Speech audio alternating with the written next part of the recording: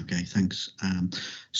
Welcome everyone to this meeting of the Health Overview and Scrutiny Committee, which is taking place in the Spark and Hoe Committee Room at County Hall, Glenfield. And though some officers will be joining online, although I notice there are 3 or 4 in the room as well, so welcome to you as well. I'm afraid we haven't got name tags on the desk, so it might be helpful if when you speak, just to say who you are initially, just so Ewan, and if he doesn't know who you are and I don't know who you are, that would help. So my name is Phil King. I'm County Councillor for Market Harborough West and Foxton, and Deputy Chair of this committee, and I'm chairing this meeting today as Mr. Morgan is unable to attend. So we'll move on to the agenda, and the first item is minutes of the meeting held on the 2nd of June 2021, and I'm going to propose that the minutes of the meeting held on the 2nd of June 2021 are taken as read, confirmed and signed. Can I take that as agreed? Is that, yep, Craig? I'll second that. Okay, so that's Mr. Smith seconding. Everyone agreed? That's great. Thanks very much. Item 2 is question time. These are questions from members of the public. We've not received any questions from the public, so there aren't any.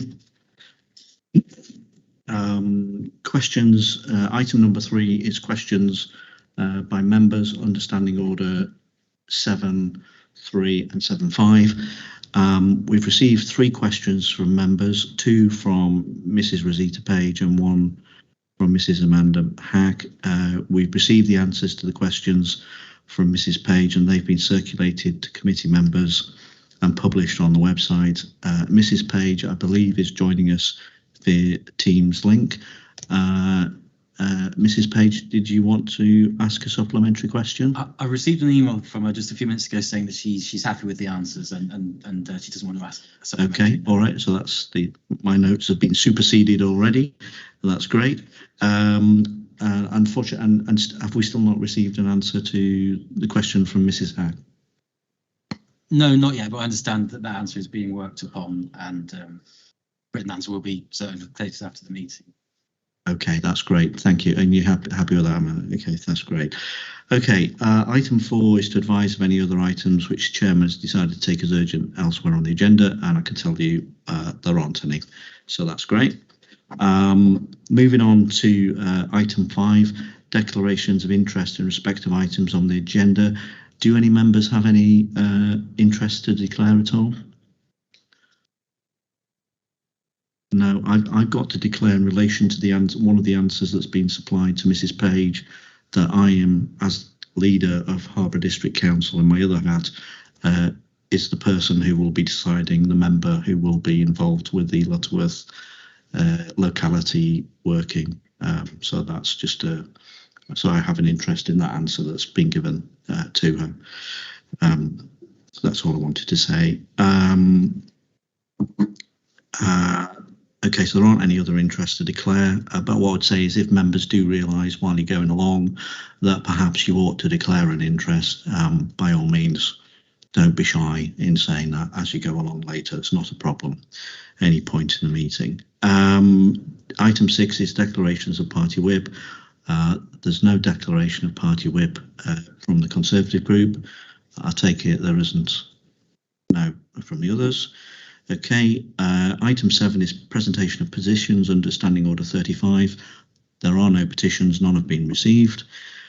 So we're going to move swiftly into item 8, which is receive an overview of the integrated care system from Sarah Premer, who's the Director Strategy and Implementation of LLR CCGs, and Sarah is not joining us online. She's actually here in the room. So good afternoon, Sarah.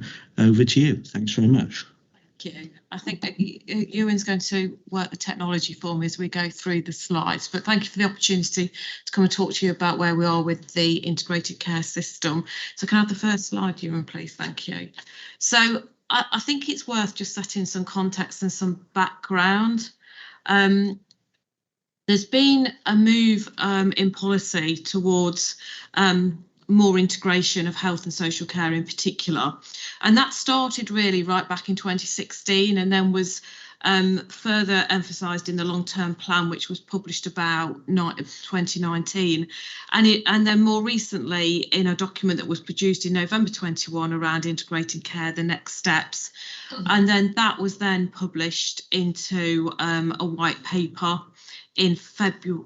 There was recommendations made in February 21. On the back of that, a white paper was subsequently developed, and then the Health and Care Bill was put into place to enact the recommendations set out in that policy direction, and that is currently.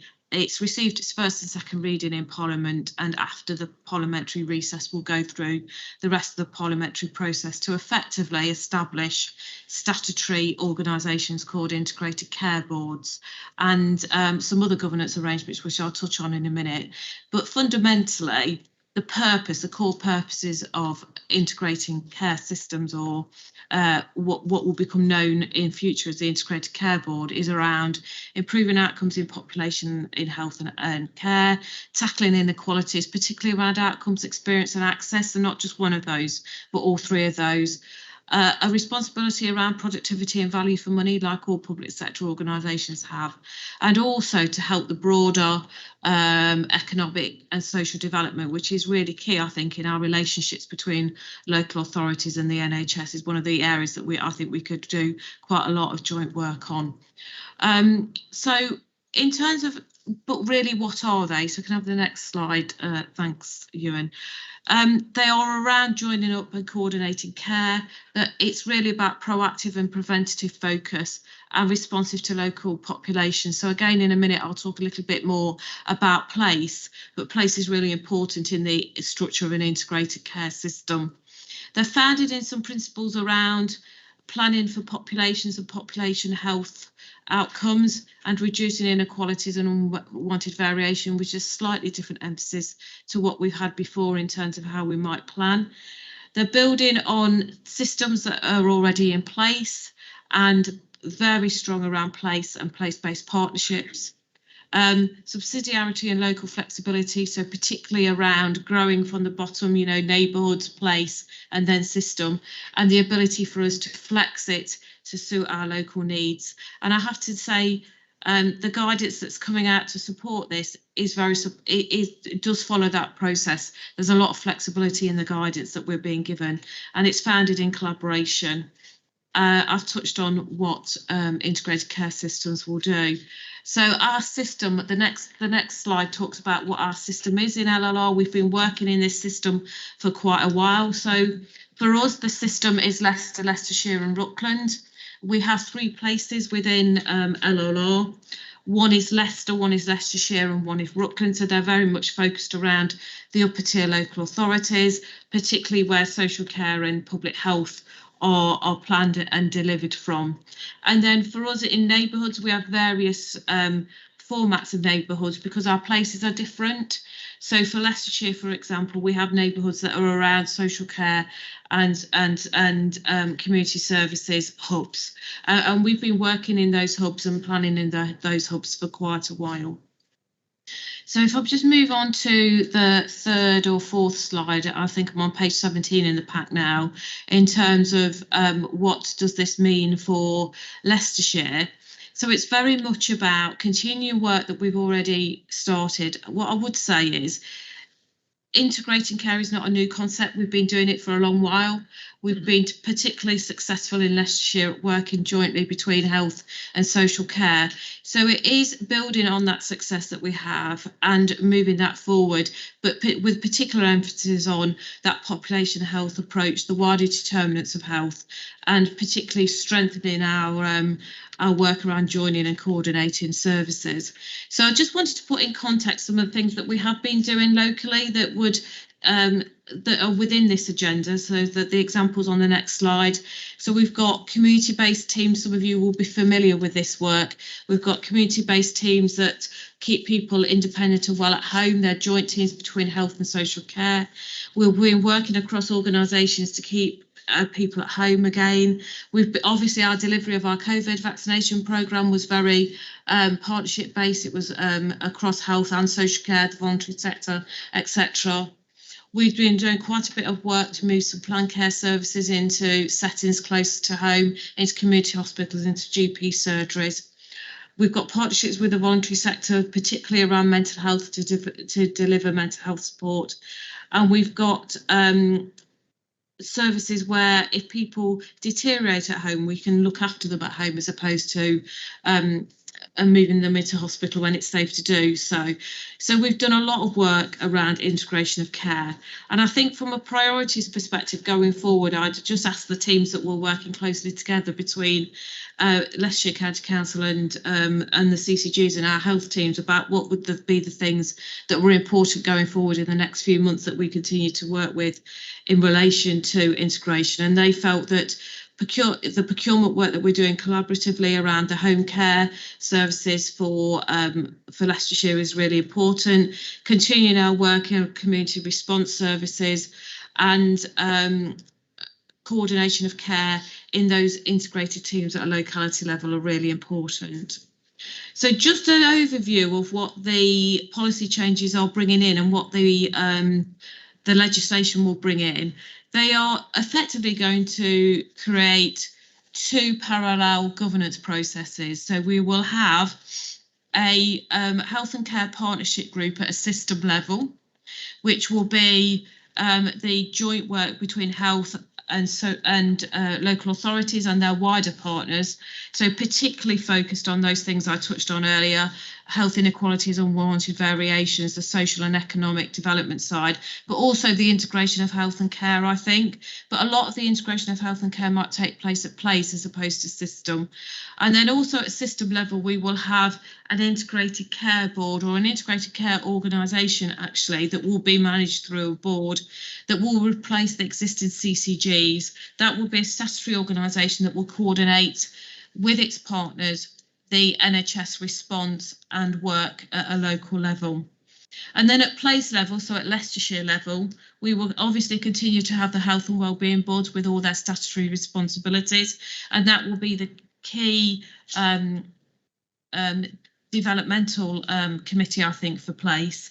And that will be supported by some executive functions that sit underneath, and some of these are still being worked through, but at the moment they are focused around the integration executive that happens and also the delivery group. So those are already in existence. So there'll be place-based work, there'll be system-based work, and then within system there'll be the NHS with its partners working to deliver healthcare, and then there'll be the health and care partnership arena that will be about those wider determinants and what we can do effectively together at system level.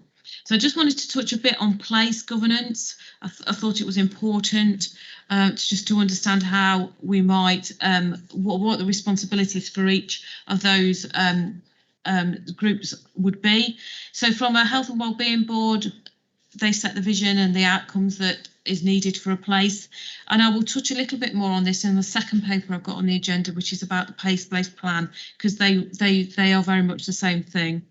Then the strategy group, so the integration executive will work out the wider ask and how that might be done. And then the delivery group will effectively design and deliver that. So on the next slide, I've just gone into a little bit more detail about this system infrastructure.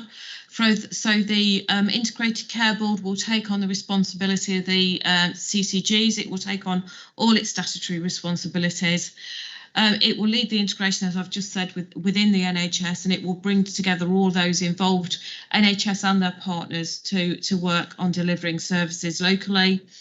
It will work on the joint arrangements with local authorities and other partners, and it should have shared strategic priorities within the NHS. And then the Health and Care Partnership Group will be around the NHS and local government as equal partners, joint action to improve health and care, and it will very much be there to influence the wider determinants and the integration of health and social care. What I would say is guidance is being produced on a regular basis, so things are evolving quite quickly have been evolving quite quickly over the last few weeks, and I expect them to evolve quite quickly going forward. We've had some information around governance, so in terms of the Health and Care Partnership, it will be a group that will have a jointly appointed chair between the NHS and local government, and we're in the process of discussing how that might happen collectively.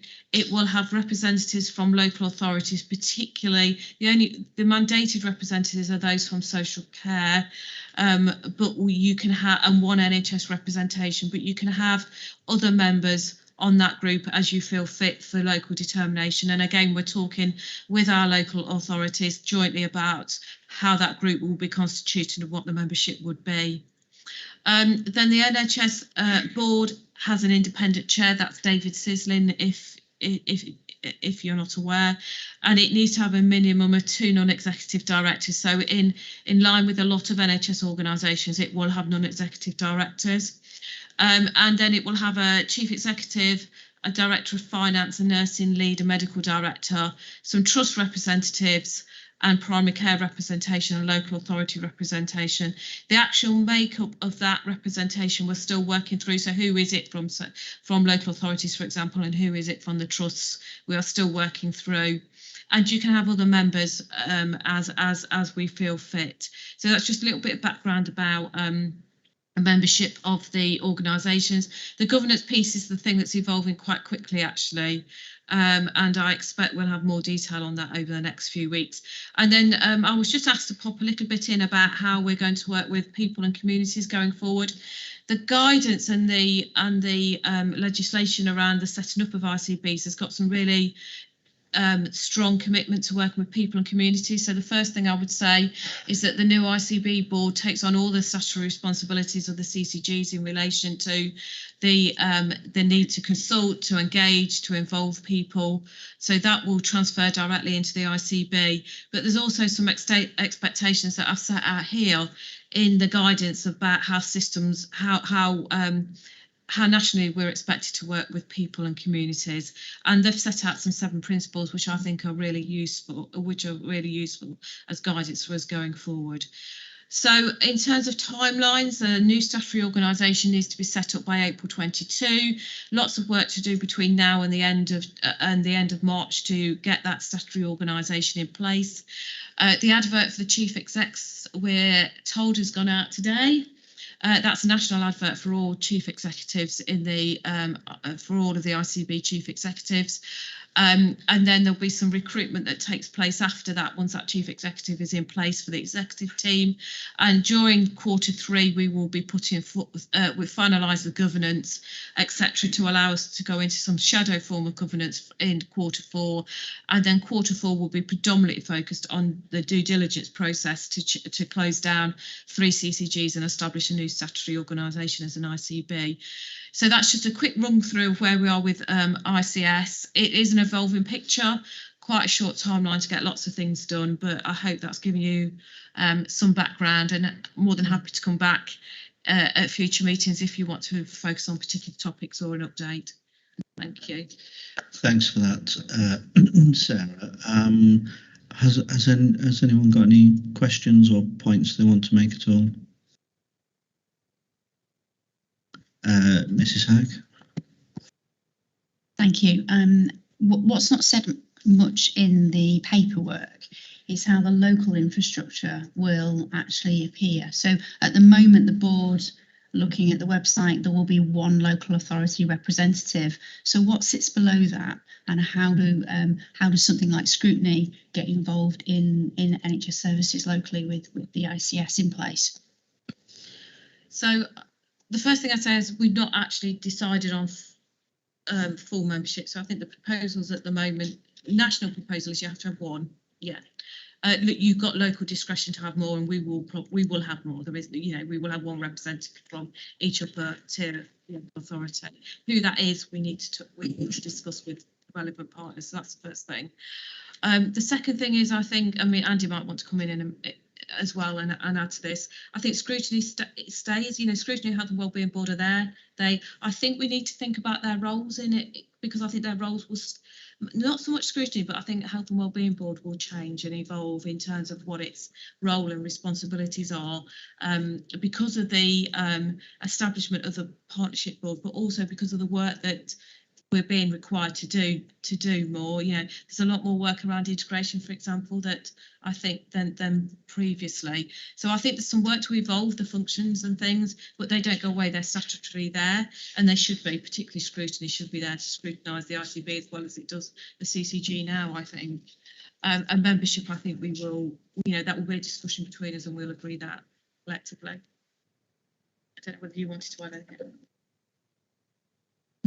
I think it's always difficult when you look at the wiring diagrams and see the composition of a board, because it appears to create the illusion that that's the only level of engagement that people have, and of course that isn't the case at all.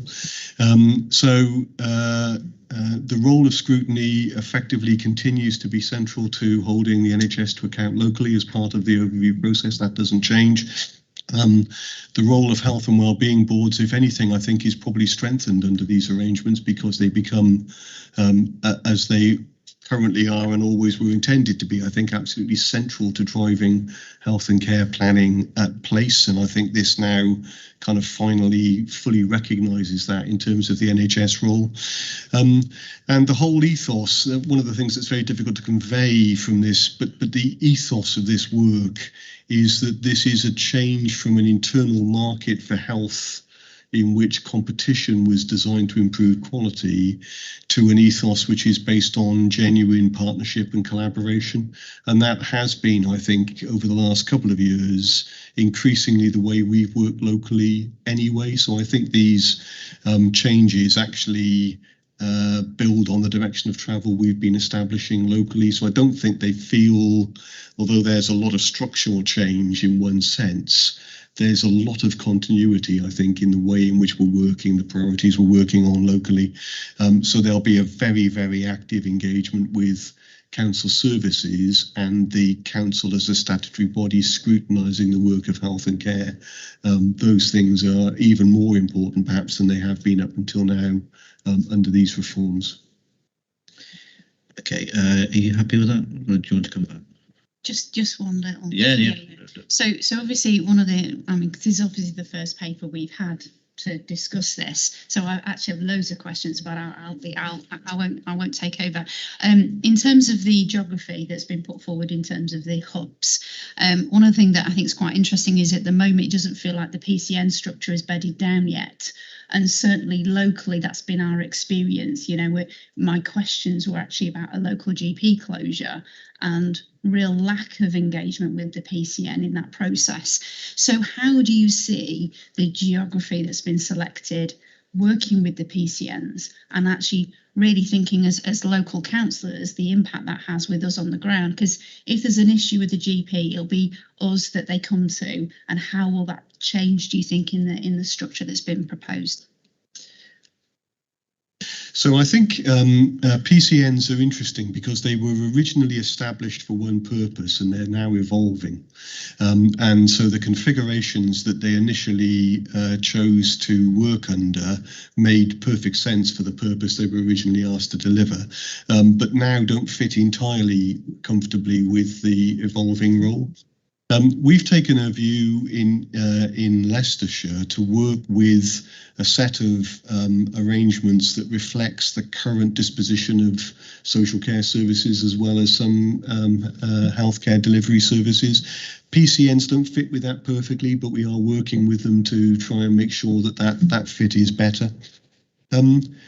The other thing which is true about the county, I think, is that we're not likely to find one set of sub-county arrangements that fits every purpose. So, for example, we're actively involved in planning for a specific town. You know, so Lutterworth, for example, there's an active planning process there. That is neither the district nor the social delivery area, but it does make perfect sense for that footprint to plan there. So we've worked on what we hope will be a flexible basis. The intention is to be able to plan locally where we need to. What that means will vary depending on the service we're planning, on the particular issues we're facing. There's very big housing development plans in the county. They have distinct footprints. So we're keeping a fairly flexible approach to it, I think, but we wanted to signal in our partnership conversations the messages we've heard so far from partners, and the current locality hubs that we're describing that were in Sarah's paper reflect the views that we've had from partners, particularly officers in the county council, about what a sensible footprint and geography may look like. But these aren't absolutes. You know, the intention here is to work with the natural communities as we see them.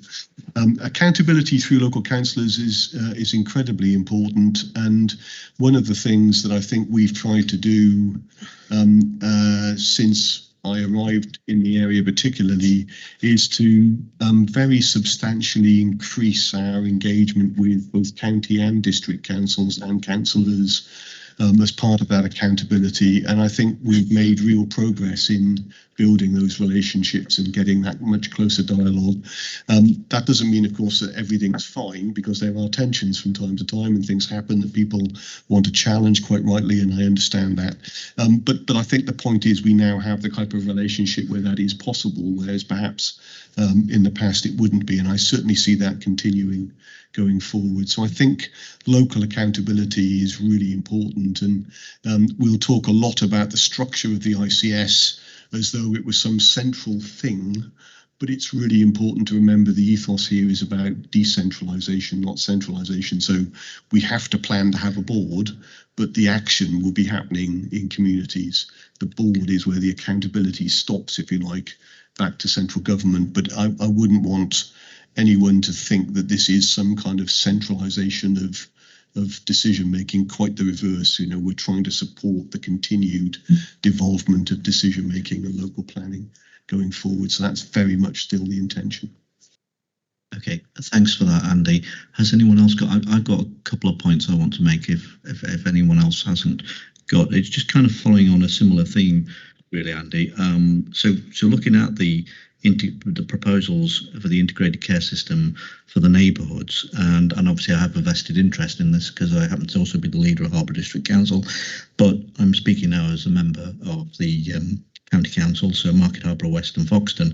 And one of the issues I think is one of the neighbourhoods you've got here. You've got Blaby and Lutterworth lobbed together, and then obviously you've got Harbour, well, what's left of the rest of the Harbour area, and Adobe and Wigston. And I think really, to me, that potentially is problematic in terms of a way of getting the best out of the involvement of organisations like district, and also in a lot of the county areas, parish and town councils in particular, which obviously aren't talked about here, but obviously there's way too many of those to have all of them involved. But nonetheless, they're also quite important in some areas for you know, in terms of partnership.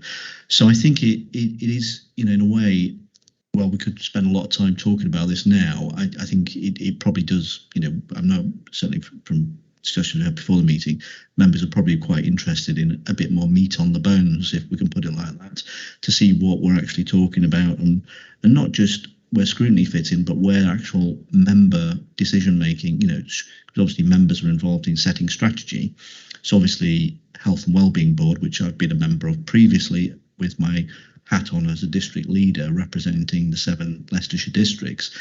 And, you know, I've obviously been on there and raised some thoughts there about, you know, the fact that, you know, not every level within the NHS really understands. I think that there are actually probably 3 tiers of local government, certainly 2 for most of the LLR area.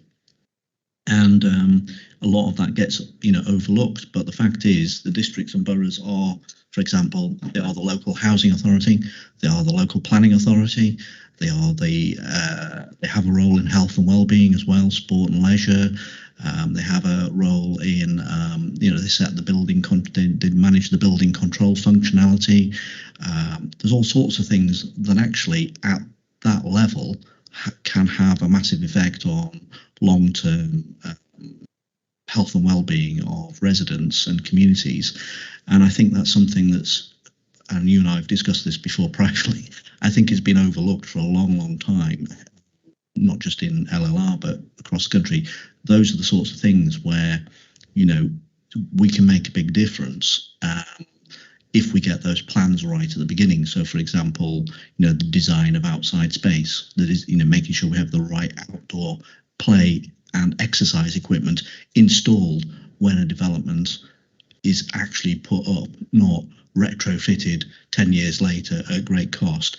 So I think there's a lot of things there I can see, and value that districts can bring to all these systems. And I'm not sure myself at the moment from what's proposed as to how, based on what we know and all the current arrangements, I'm not going to get into what may or may not ever come to pass in the future.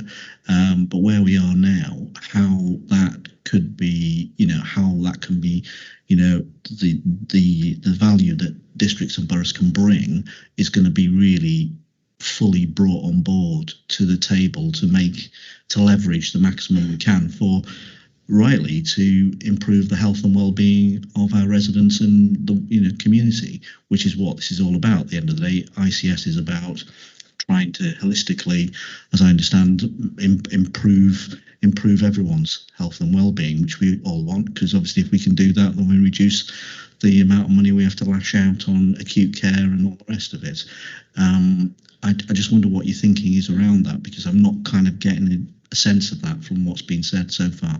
Thank you. So, well, from our direct conversations that I couldn't agree more with you, actually. I completely agree. And I think what I would say is that one of the things that I've done personally, I think, is to try to have a much more direct relationship with district councils than perhaps predecessors have done. The NHS has come together and is now trying to work as a single NHS family with partners. And I think we've done that to a greater extent than we've been able to in the past.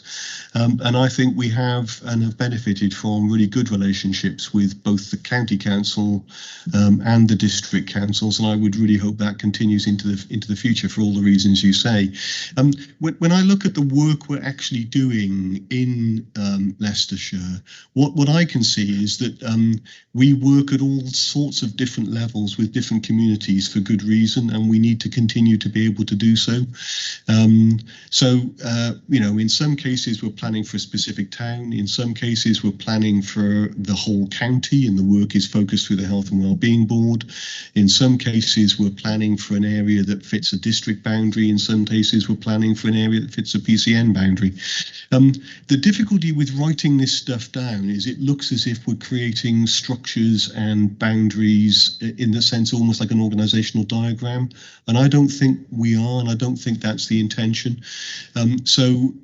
Going forward, it absolutely is the intention to continue to work in partnership with all levels of local government, and it absolutely is the intention for us to be flexible in our planning, but we do have to define to some extent, if only for partners' benefits, the kind of arrangements we think we'll have in place. And the ones that are set out in the paper that Sarah's described have emerged from quite a lot of discussion with all partners. Actually, they're not our ideas, they are a co-produced set of suggestions, because these arrangements probably best reflect the way we currently deliver services operationally in health and care, so they make sense as a natural set of footprints for future integration. But we've got work absolutely running in other levels at the same time as well. So please don't see this as a set of hard boundaries which are now fixed. They're simply a reflection of our current working arrangements. Okay, thanks for that, Andy. Appreciated. Has anyone else got any comments they want to make on this particular report? I'll take that as a no then. So obviously we're just noting the report, but obviously it'd be appreciated, I think, if at some point we'll have an update on our work plan. You and Andy, thanks very much. So moving on then to report number 9, Sarah is staying with her to give us an update on place-based plans. So this is follow-up to a presentation given by Rachna Vyas at the previous meeting. So back to you, Sarah. Thank you.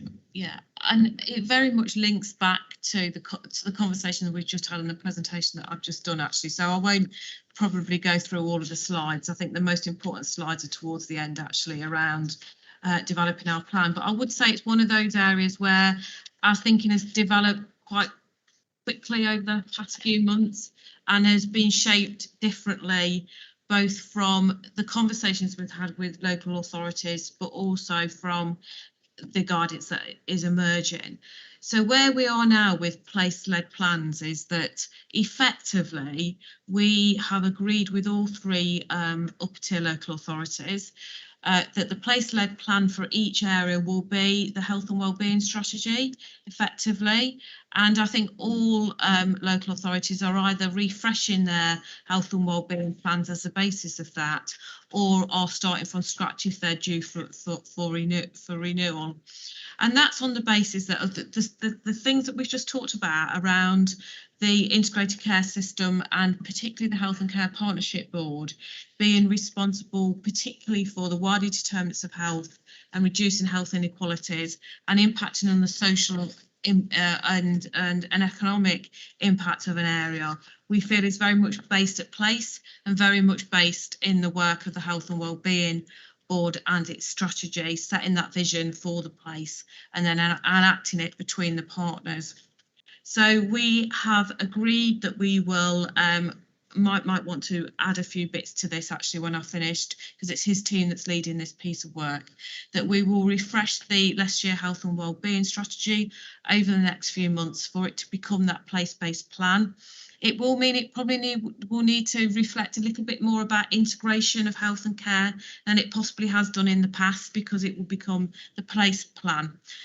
And there is a timeline in the slides, and might want to talk about that in a little bit more detail in a moment. The other thing I just wanted to say, and I just wanted to touch on what Andy had started, which we started to talk about in the previous thing, which is although the health and wellbeing strategy will effectively be the place-based plan, there will be some locality plans or some area plans or town plans that we will develop individually, and they will be because we need to, because of either housing growth or because we've got a particular need in an area, but they will be very much grounded in what the health and wellbeing strategy says for that local authority area. So for example, we are in the middle of doing one for Lutterworth because we've got major housing growth in Lutterworth.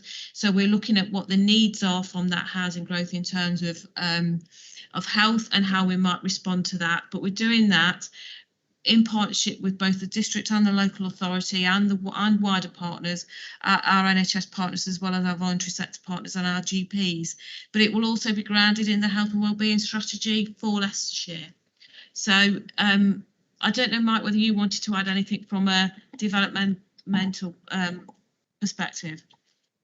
Yeah, thanks, Sarah. Not a huge amount. I think we'd all recognise as part of that there's a job to be done in thinking about the way the Health and Wellbeing Board operates. And in terms of the strategy, of course, it's not the first health and wellbeing strategy that we've ever had. It's probably strategies in the past that have been a strategy looking for a purpose, shall I put it like that? And underneath it, there hasn't been an awful lot of action plans to help us deliver that purpose because we haven't set it out. So I know Viv's been leading a piece of work again with your colleagues, which is kind of multi-purpose, isn't it? It's kind of what do we need to make the Health and Wellbeing Board sing? What does the strategy look like? Which I think you're right, is more than just a definition of our strategic priorities, but gets into some specifics around integration of services. What do we want to see around wider determinants? And then underneath that, I think, is refreshing the substructure of the Health and Wellbeing Board, from my point of view, particularly around health improvement. So we've got all partners, including districts, around the table, and they're joining up with the work that districts and other partners would be doing. So it is only a 2-sentence piece, but essentially there's been quite a lot of work over the last few months to develop that through Viv, which I think from memory comes to fruition via a Health and Wellbeing Board development session, looking at you, in either this month or next month, and then to the Health and Wellbeing Board in December. Okay, thanks for that. Thanks, Mike and Sarah. Has anyone got any queries or questions, points they want to make? Amanda? Sorry, just a nudge on the community hospitals and how they fit into the place-based plans, because I think we're going to try and cover that under this one. Yeah, I think we've changed our direction of travel on that. You know, 2 years ago when Andy arrived, we were talking about what's our community hospital strategy for LLR. Actually, I think we've come to the conclusion that we need to build that from place up. So when we look at Melton, or when we look at Lutterworth, or when we look at Hinckley, we need to look about what are the services we need from our local community hospitals for that place, and build the future of that community hospital around that, rather than saying at LLR level we need this, and then we might have one there, we might have one there. So we have changed our direction of travel in terms of how we're planning for that. So they will be built into how we deliver those local plans. And I think where there isn't a local plan that we're developing, we will need to pick that up to make sure that we get that covered off. Actually, I just thought about that as you were saying. There will be some gaps because not everybody's got housing growth. So we will need just to make sure that we are picking up what happens with each of the community hospitals as part of that wider piece of work. Okay, thanks for that, Sarah. Did you want to come back? I do have a question. That was just a nudge. Obviously, we're talking about place-based plans, and we talked about plans because of growth. Actually, frustratingly, the questions that haven't yet been answered is just reflecting on that in particular for my community. So Braunston, on the edge of the city, is currently have consultation to have one of its GP practices close, which obviously affects not only my division, but it'll affect Louise's division too. And my real concern is actually existing communities have been handed off to a growth area. And that is of real concern. And why I wanted to have the response in terms of the strategic approach of the PCN is what strategic work has been done about need and future need, not only of growth communities, but of our existing communities, and how do we fit those together? And I was wondering whether or not more of that could have been drawn out in terms of place-based development. Thanks for that. Sarah or Andy, did you want to try and answer that? Yeah, well, good point, I think, and I hear that. I think what we've been trying to do, and Sarah described, I think, very well, the fact that we've tried to change the way in which we are thinking about planning for communities. And we're trying to move to a position where we plan on a sort of a more bottom-up rather than top-down basis. We've started in those areas where we felt we had the most pressing or urgent need to, but we need to do this everywhere. Now, of course, we can't start everywhere, and so I guess there may be some areas that feel like, well, why aren't you? Where's the plan for us then? You know, there's a plan for Hinckley, there's a plan for Melton, there's a plan for Oakham. You know, where's the plan for this community? I think we're getting there as fast as we can, and we are trying, I think, to have a complete pattern of those developed, co-produced actually with local communities. And the message that I've been taking and that we've now been taking to all communities actually, particularly through district councils as well as through the county council, is to say the health plan needs to be a subset of the place plan. You know, what we don't want is a health plan that seems to jar with what's going on locally. It should reflect what's going on locally. So if there's a particular need in an area or a particular change or just a change in the demography of the population, whatever is going on locally, you ought to be able to see a read across into the health plan. And we're trying very hard to get to that position quickly. Whilst we do that, of course, things happen in real time. So sometimes there are changes because practices may be changing what they're doing. There may be proposals for practices to alter their kind of catchments. We're looking at those and we try and have an engagement process for each of those individually. But as fast as we can, we will come up with a comprehensive pattern of community plans that, you know, hopefully people will recognise locally and that we can weave together to make sense as a place and then as a system as a whole. So it's work in progress is the honest answer, and really happy to continue to engage locally if there are particular issues that people are concerned about, you're concerned about, or others. Okay, Amanda, do you want to just... Yeah, just to come back on that is, I suppose my frustration is we're currently consulting to close a GP practice. That to me seems a bit of a trigger to try and review the place and whether or not we've got the system right. I appreciate you can't do all at once, and I'm sure there may well be a couple of consultations across Leicestershire going on. I don't know what else is going on elsewhere in Leicestershire, but for me, a closure of a facility feels like a bit of a trigger in terms of provision to that community and beyond, particularly because the closure of the provision has been triggered by the growth in Lubborsthorpe, and the old community feel a little bit upset about the fact the new community is getting brand new facilities, which means they're going to have to go much further to access facilities because of it. So it feels to me as if, are there some boundaries, are there some links that be put in place, key things to go, oh, this is a trigger we need to review here. It feels a little bit like maybe this could have been a great place to start in terms of identifying. Yeah, thank you. Okay, well, I'll reflect on that and look at that, and we'll take stock and see whether we've missed a trick there. And perhaps we need, with that thought, to agree either through this committee or with the Health and Wellbeing Board what sorts of criteria we use to get into prioritising local place planning. So I hear the point, thank you, and we'll reflect on that. Okay, thanks for Andy. I mean, just before I bring in Mike Sandy's, just one thought. I mean, obviously, one of the things that does go on at local planning authority level is, of course, the development of local plans, which in themselves look at infrastructure needs and requirements of the future local plan.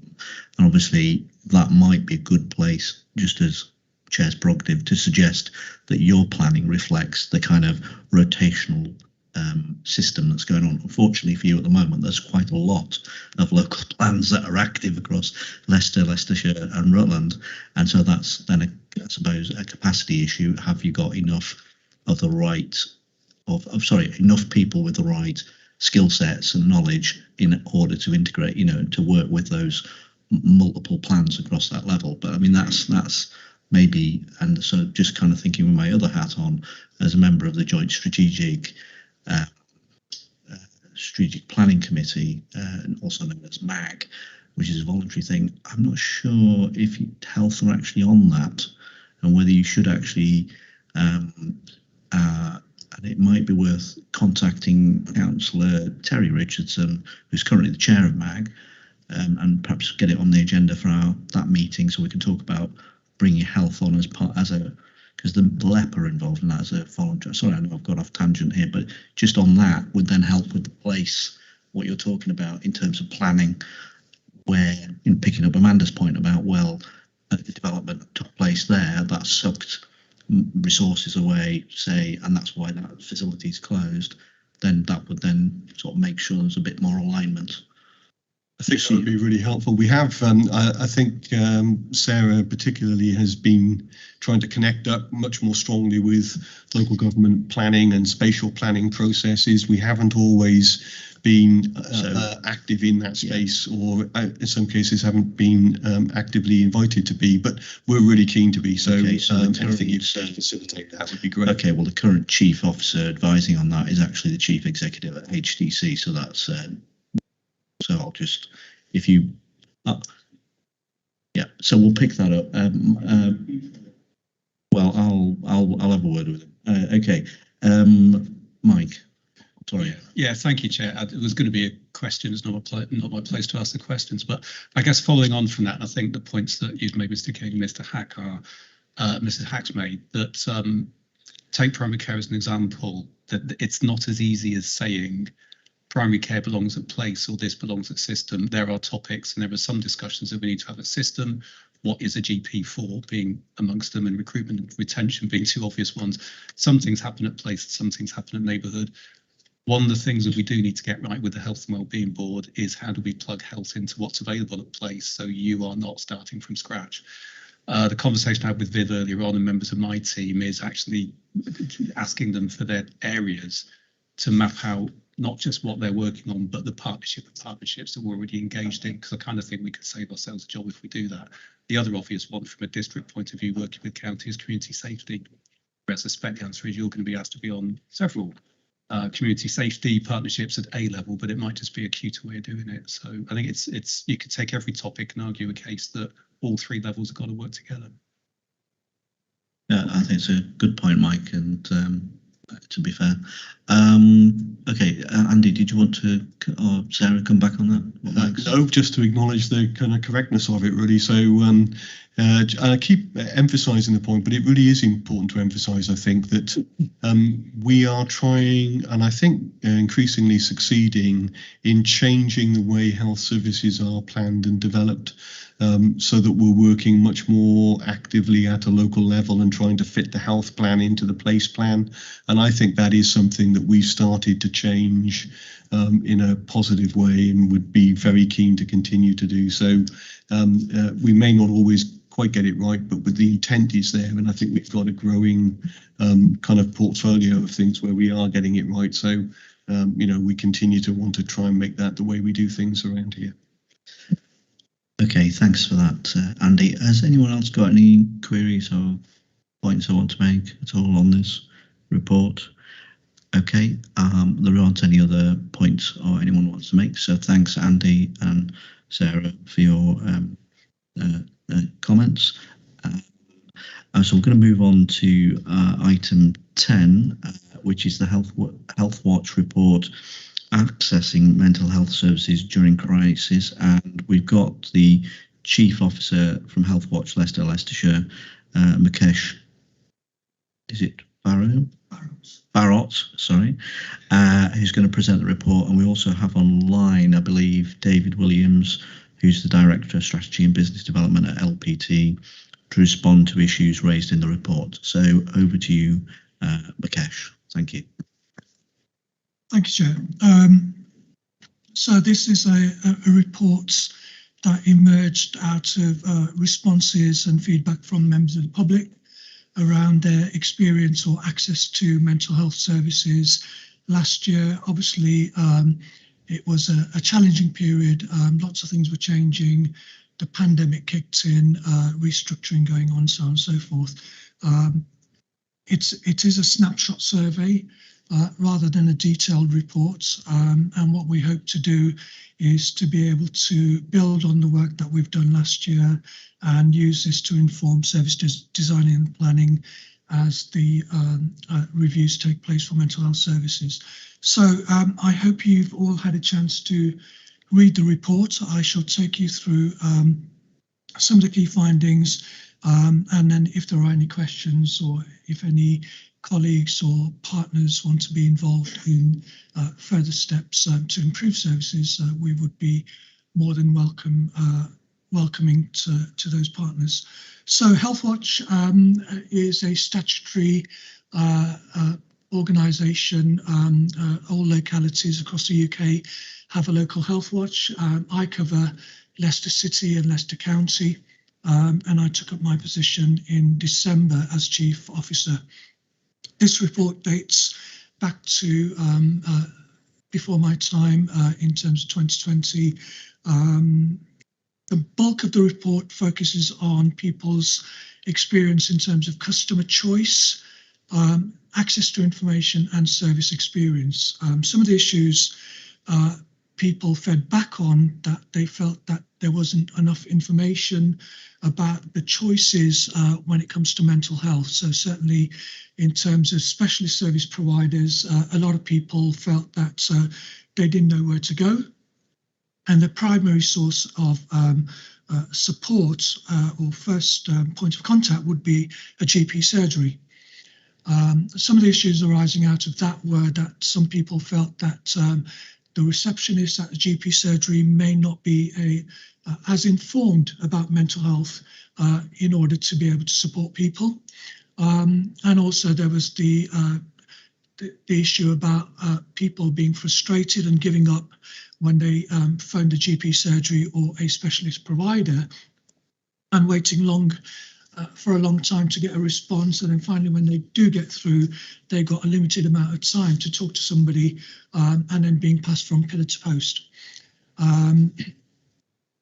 The awareness of mental health services was a key issue. That people felt that support mechanisms were low. Explanations were not provided in terms of options and timescales, and certainly in some cases not enough information was available about services, so people didn't have the option to make an informed choice.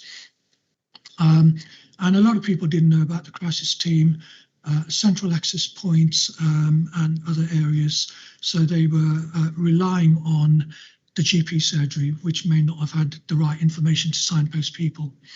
And certainly in the case of Leicester or Leicestershire's diverse communities, there are charitable organisations or voluntary community organisations that provide mental health support. Places like Ansar and Adar that people didn't know about. So, you know, there's a need for marketing communications, and as has been mentioned, about, you know, joint working and co-production work. Responses were not timely, and people felt that they were repeatedly asked questions when they went to different service providers. So they were getting frustrated that they were going through all the background information about who they are, what their condition is, and you know, the medical history, when there should be a one system approach when they're passed from one service provider to another. We did a bespoke survey, which was online through social media and promoted and cascaded down to local people across Leicester and Leicestershire. And again, as I mentioned in previous meetings, the work of Healthwatch is predominantly community engagement and involvement, and that was made very difficult through lockdown to be able to go into local communities and talk to groups. So the response rates are very low. I do apologise for those, but as I mentioned, it is a snapshot survey. We had 19 responses, plus a group response from 8 people. There were no inequalities identified, and certainly in the case of feedback from Leicester County or Leicestershire County and Leicester City, there was parity in terms of the response rates. In terms of equality, diversity, and inclusion, I think there needs to be further work to dig deeper into some of the access issues, certainly in the case of disability and the broader range of disabilities, as well as ethnicities, and you know, the mental health of people from various communities where mental health issues are more prominent. So, for example, young people, African Caribbean communities, LGBTQ plus communities. Most people would felt a lack of confidence in contacting the crisis team based on what they heard or previous experience, and a large percentage of people would not seek local authority support from social services. So again, there's a bit of work there to find out why. People commented on the need for better training for frontline staff.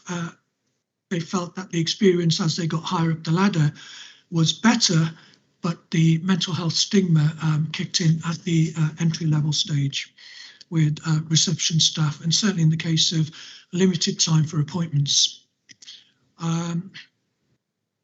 There was a poor follow-up response, people not knowing what the next steps were, where, you know, what was happening, what are the timescales, you know, do they wait to be contacted, or should they contact the GP, what's happening next? And that services were reactive rather than preventative. If I give you an example, one person had to wait 1 year for their initial appointments, and then wait another 23 months for their psychodynamic therapy. And there were also interruptions or delays to treatments, which was not helpful. Final 4 points. It would help patients if staff read my notes and followed advice from my consultant psychiatrist, and actually being supported and listened to without having to repeat several types of professionals in several departments would be helpful. Some of the comments were gleaned from a Healthwatch hour session, which we called Bridging the Gap in Mental Health Services. And again, long waiting times in accessing mental health services, specifically when moving between services. And then the final point, that GPs place too much emphasis on the use of medications where the patients felt that alternative options such as talk therapy would be better. So that's a brief overview of the findings of the report. So I'm happy to take questions, and if there's anything that I can't answer, I will back to you. Okay, thanks for that, Mukesh. Craig, Smith, you got a question? Thank you, Chair. Thanks for the report. It's very detailed and lots of percentages in there again, and I appreciate it's an older report as well, like you say, from beginning of the pandemic last year. But I'm still concerned, like I was at the last meeting, that the actual source of which you're gaining these percentages from is so small. It's very, very difficult to get anything really meaty from these percentages that you're giving. Can I ask what you're going to be doing for future reports to make these more substantial? Thank you for that question. As I mentioned, Councillor King has had similar concerns raised at previous meetings. This does represent a transition period for Healthwatch Leicester and Leicestershire, where we had not only the pandemic, but also internal change in management and staff retention issues. In terms of assurance, since I've taken over, all the response rates, the engagement numbers have increased more than double. So I can provide that assurance to the committee that we're in a better place. We're extending the work, not just in terms of quantitative information, but quality as well. So a lot of emphasis is placed at the moment in terms of outreach work, new ways of working, taking into consideration digital exclusion, but also setting up platforms for those groups of people that the pandemic actually exposed the issue of health inequalities for people from different communities. And so what we're doing is we're looking at infrastructure, which is not just one-off events or activities, but creating, for example, one of the things I'm working on is a diversity inclusion health network, which will bring all of the constituents across the county and the city, starting with disability, diversity, etc., and taking their experience and feedback, but then having regular sessions with them as opposed to a one-off survey. Thanks for that, Mukesh. Did you have any further follow-up? No. Okay. I want to bring David Williams in. David, I can see you're on the screen on the side of the room here. So did you want to provide your thoughts, comments about the report and Lovely. how LPT is responding? Thank you. Yeah, thank you. No, that's really helpful. And thank you very much for the Healthwatch report. Appreciate it's a snapshot. So it's always good and useful to have additional understanding. I think, I guess as you read the report and reflecting on the people who've commented and where things are going, their feedback and everything is valid, and I'll take you through things. I just wanted to use one statistic just to share through. And across the NHS, we do use a friends and family test, which reviews where what people would think, and it essentially is around a question of would you recommend service and care to friends and family. And over the last quarter, the LPT response was at 83%. And I think that shows a far higher response of positiveness about services than we've got here. I think the feedback here is acknowledging the fact that actually reaching out to people during COVID and everything was a real challenge, and it was those people who really wanted to respond. Having said all of that, I think the feedback's really useful for us, and I think we've been looking at what we can do and how we would do things differently, and we've also been talking about some of that in the Step Up to Great Mental Health consultation that has just closed. And I also think it links very much to the conversations we've had today around place and communities and how we strengthen communities. So there were a couple of points I just wanted to make and things that we're trying to do. Building self-help and community support is a key part of the work of helping and supporting people go into crisis. So the goal's got to be that we reduce the number of people who go into crisis by preventing that. And there are some really good examples of community groups that you've touched on a couple as you work through your presentation, but also exist in towns and villages and places across LLR who are doing an awful lot of support. And we're trying to build and develop and support links like that. And there are things that we call crisis cafes, drop-in places where you can go and actually, if you're struggling with your mental health and well-being, just have a cup of tea and a chat with with somebody, increasing and developing those. And we may well reflect, I think the consultation might help us think about whether we got the right name for those. But places that are open in the evenings, that are friendly, that are non-NHS, where people can go, I think is really important. And you did just touch on the feeling that service users will go to GPs and the outcome they're going to get is medication.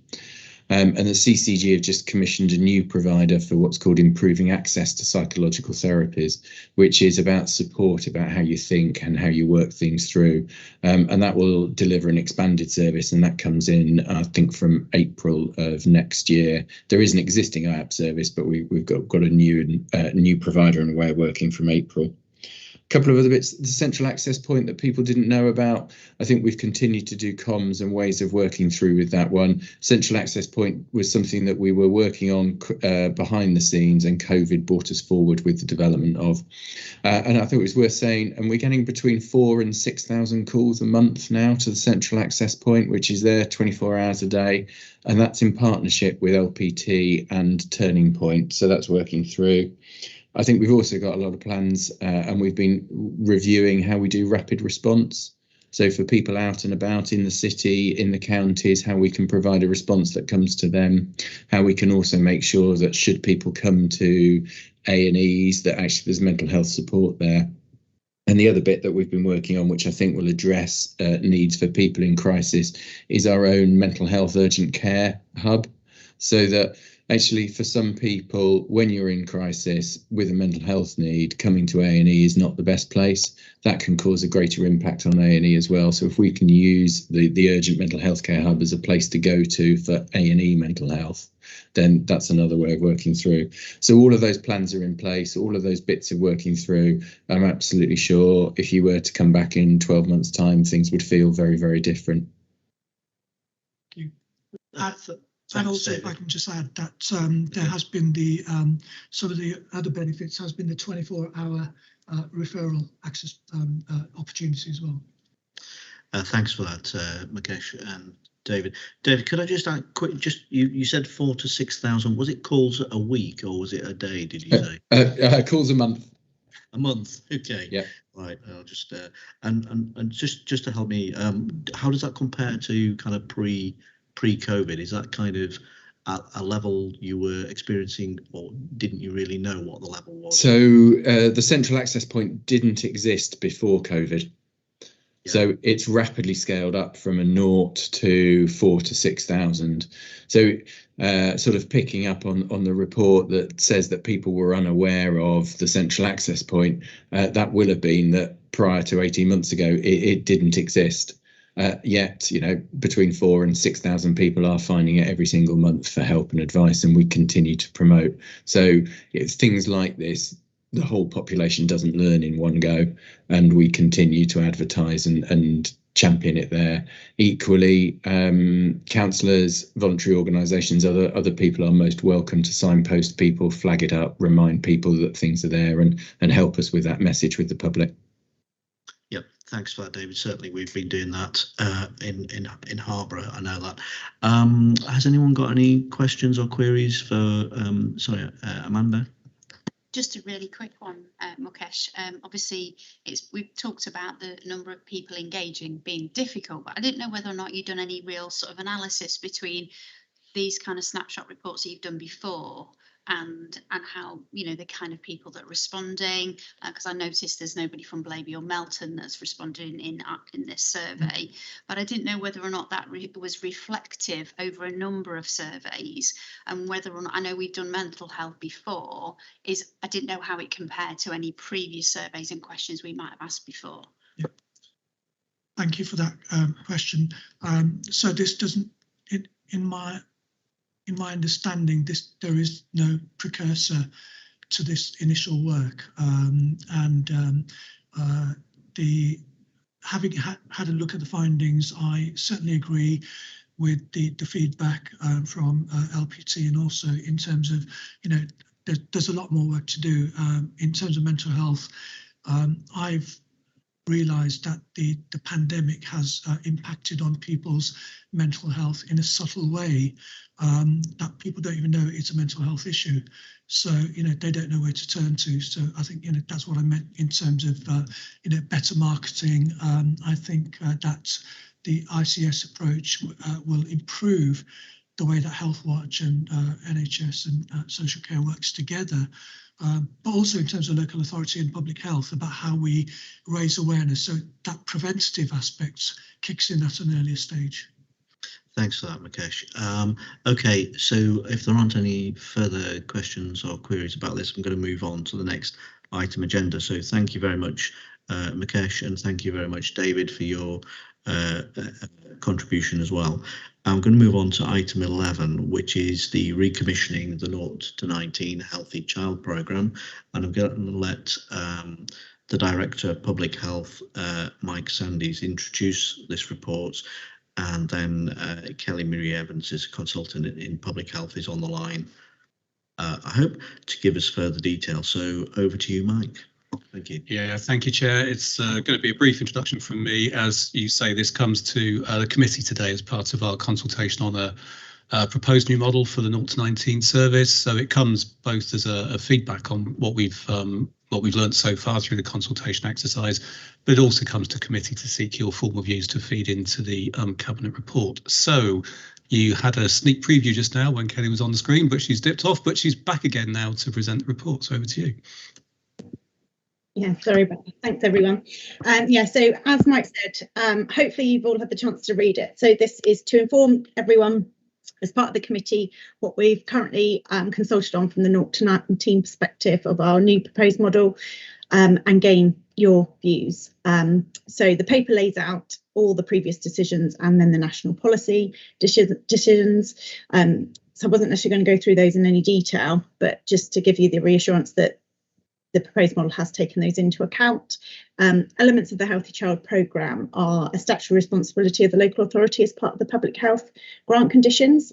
And again, they're listed on page 62 under in the mandated checkbox, which are predominantly for the under 5s, but there's also the National Child Management Programme that is conducted in reception in year 6. So they're the bits we have to do as part of this funding. At the moment, we currently have a 0 to 5 service that is delivered from a health visitor perspective, and then a 5 to 19 service that's led by school nurses. Health Child Programme is a national evidence-based universal health programme, but nationally there is a commitment to modernise it over the next few years.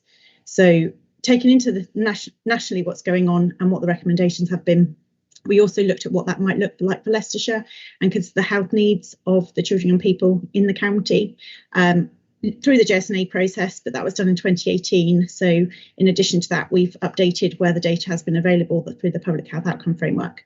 And again, the detail for that is in Appendix B. So you can see that there. We've looked at best practice from elsewhere and what other areas have been doing. We sought informal engagement with partners, and again they're all listed, but we spoke to the CCG, we spoke to schools, we spoke to other providers within this context. In particular, we're working with the Children and Family Wellbeing Service, and I guess this model is proposing where we have lots of the service, as I mentioned, was mandated, but we do have some flexibility, especially in the secondary school age pupil age group. So the model does take into consideration all the national recommendations from the early years review. In particular, they were recommending that we should look at additional checks between 3 and 4 months. So we're proposing that as a digital contact, and then a 3.5 year check, which we're proposing is face-to-face.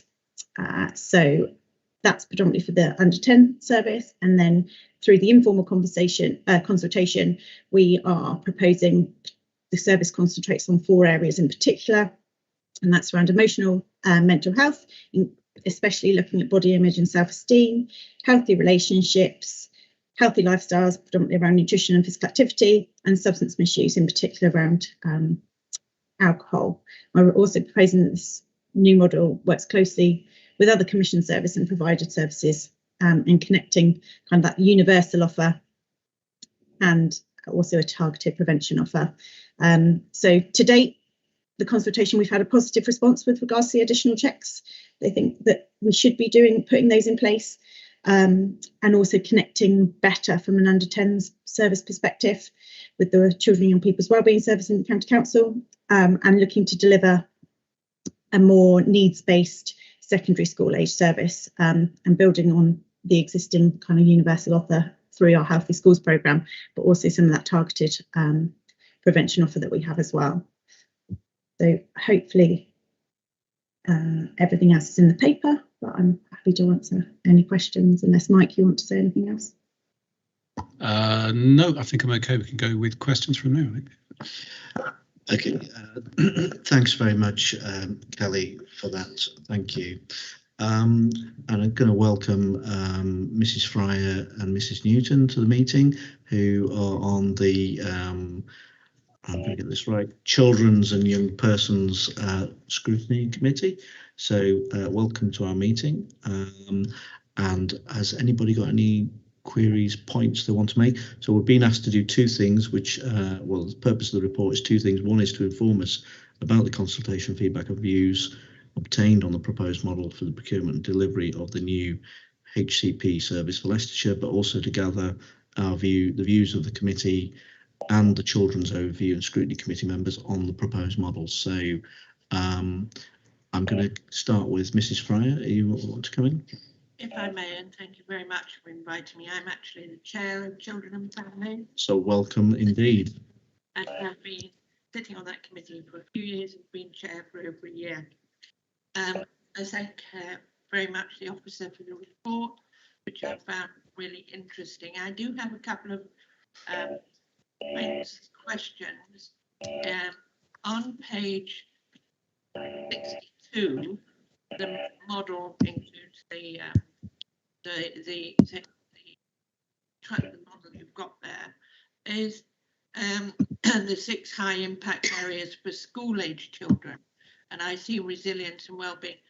I think when I've talked in Children and Families, and we have another meeting next week, but also around my district, is that we will not know for a while the effect the pandemic, closure of schools and alteration to school, that has had on the effect of mental health on our school children. And I really think where that will be, we've got health and well-being, should we have it also highlight the mental health? And I think also we do a lot with the school. Does this include, and do we get full support from all the academies? Thank you very much. Thank you for those questions. Who wants to take that? Kelly? Yeah. So we've been working with, well, we've offered it to all head teachers to talk to us around the current service that they receive and where they think the future priorities should lie. And yes, mental health and emotional wellbeing is one of them.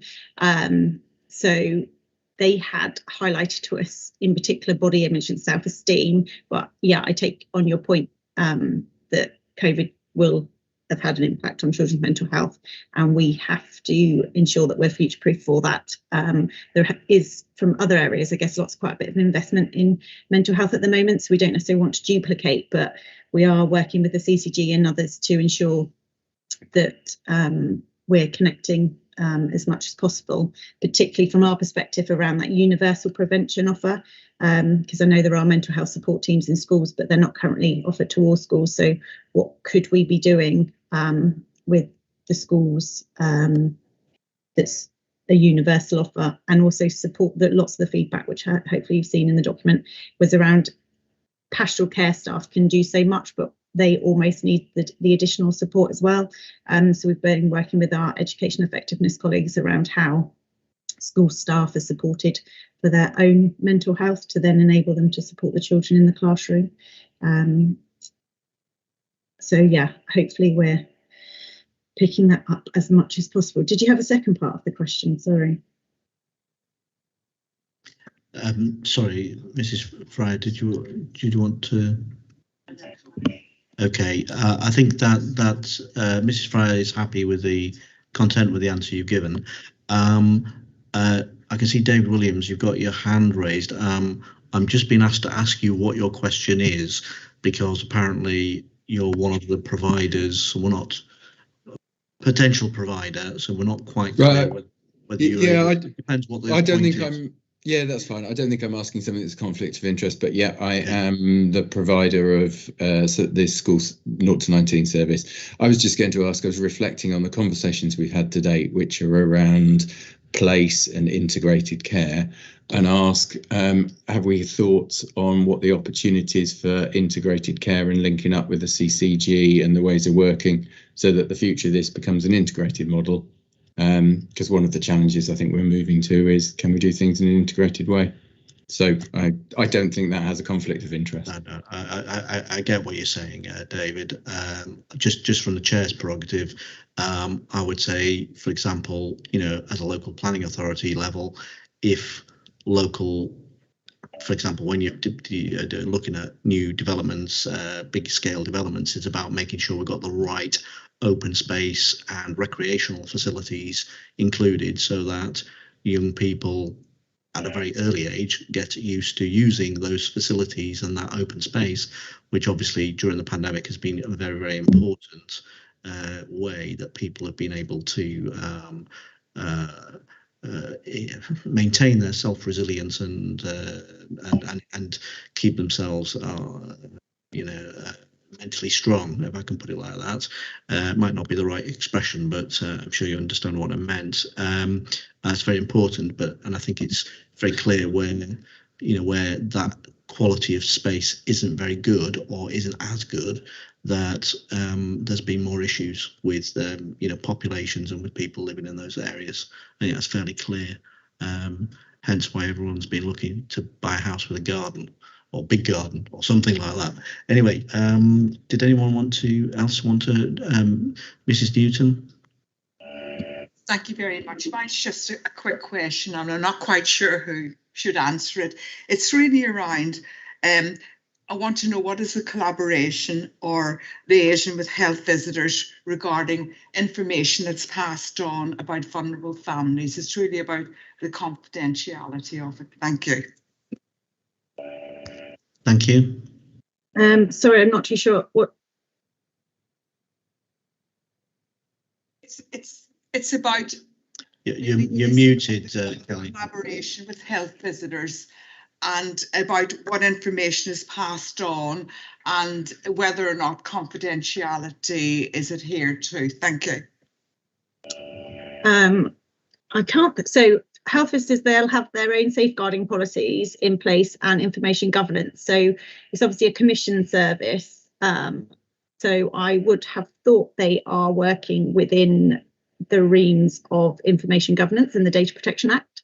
And if there is anything that for any reason that doesn't happen, then we are notified through the serious incident process. So they all get recorded. It's an NHS system called it's an NHS system, STICE, that's the one. So all NHS providers use that. It goes into the CCG, and then the CCG feed it back to us from from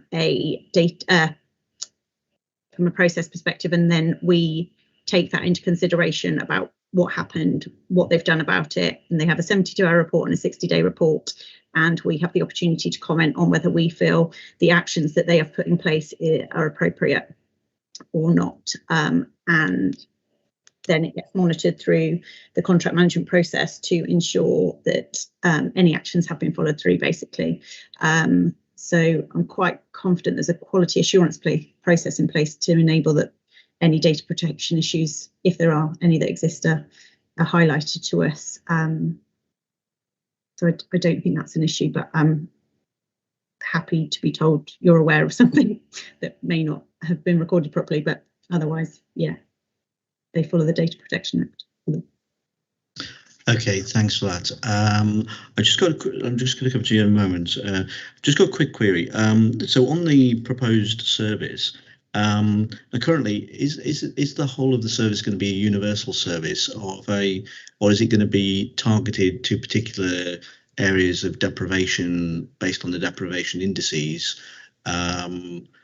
But part of it is also going to be a universal service, depending is it the secondary school level? Is that what I've read, or have I misread that?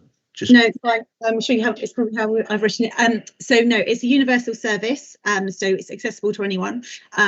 As with lots of things that we do in public health, we try to reduce inequalities and therefore might target certain services to make them more accessible to certain groups of the population.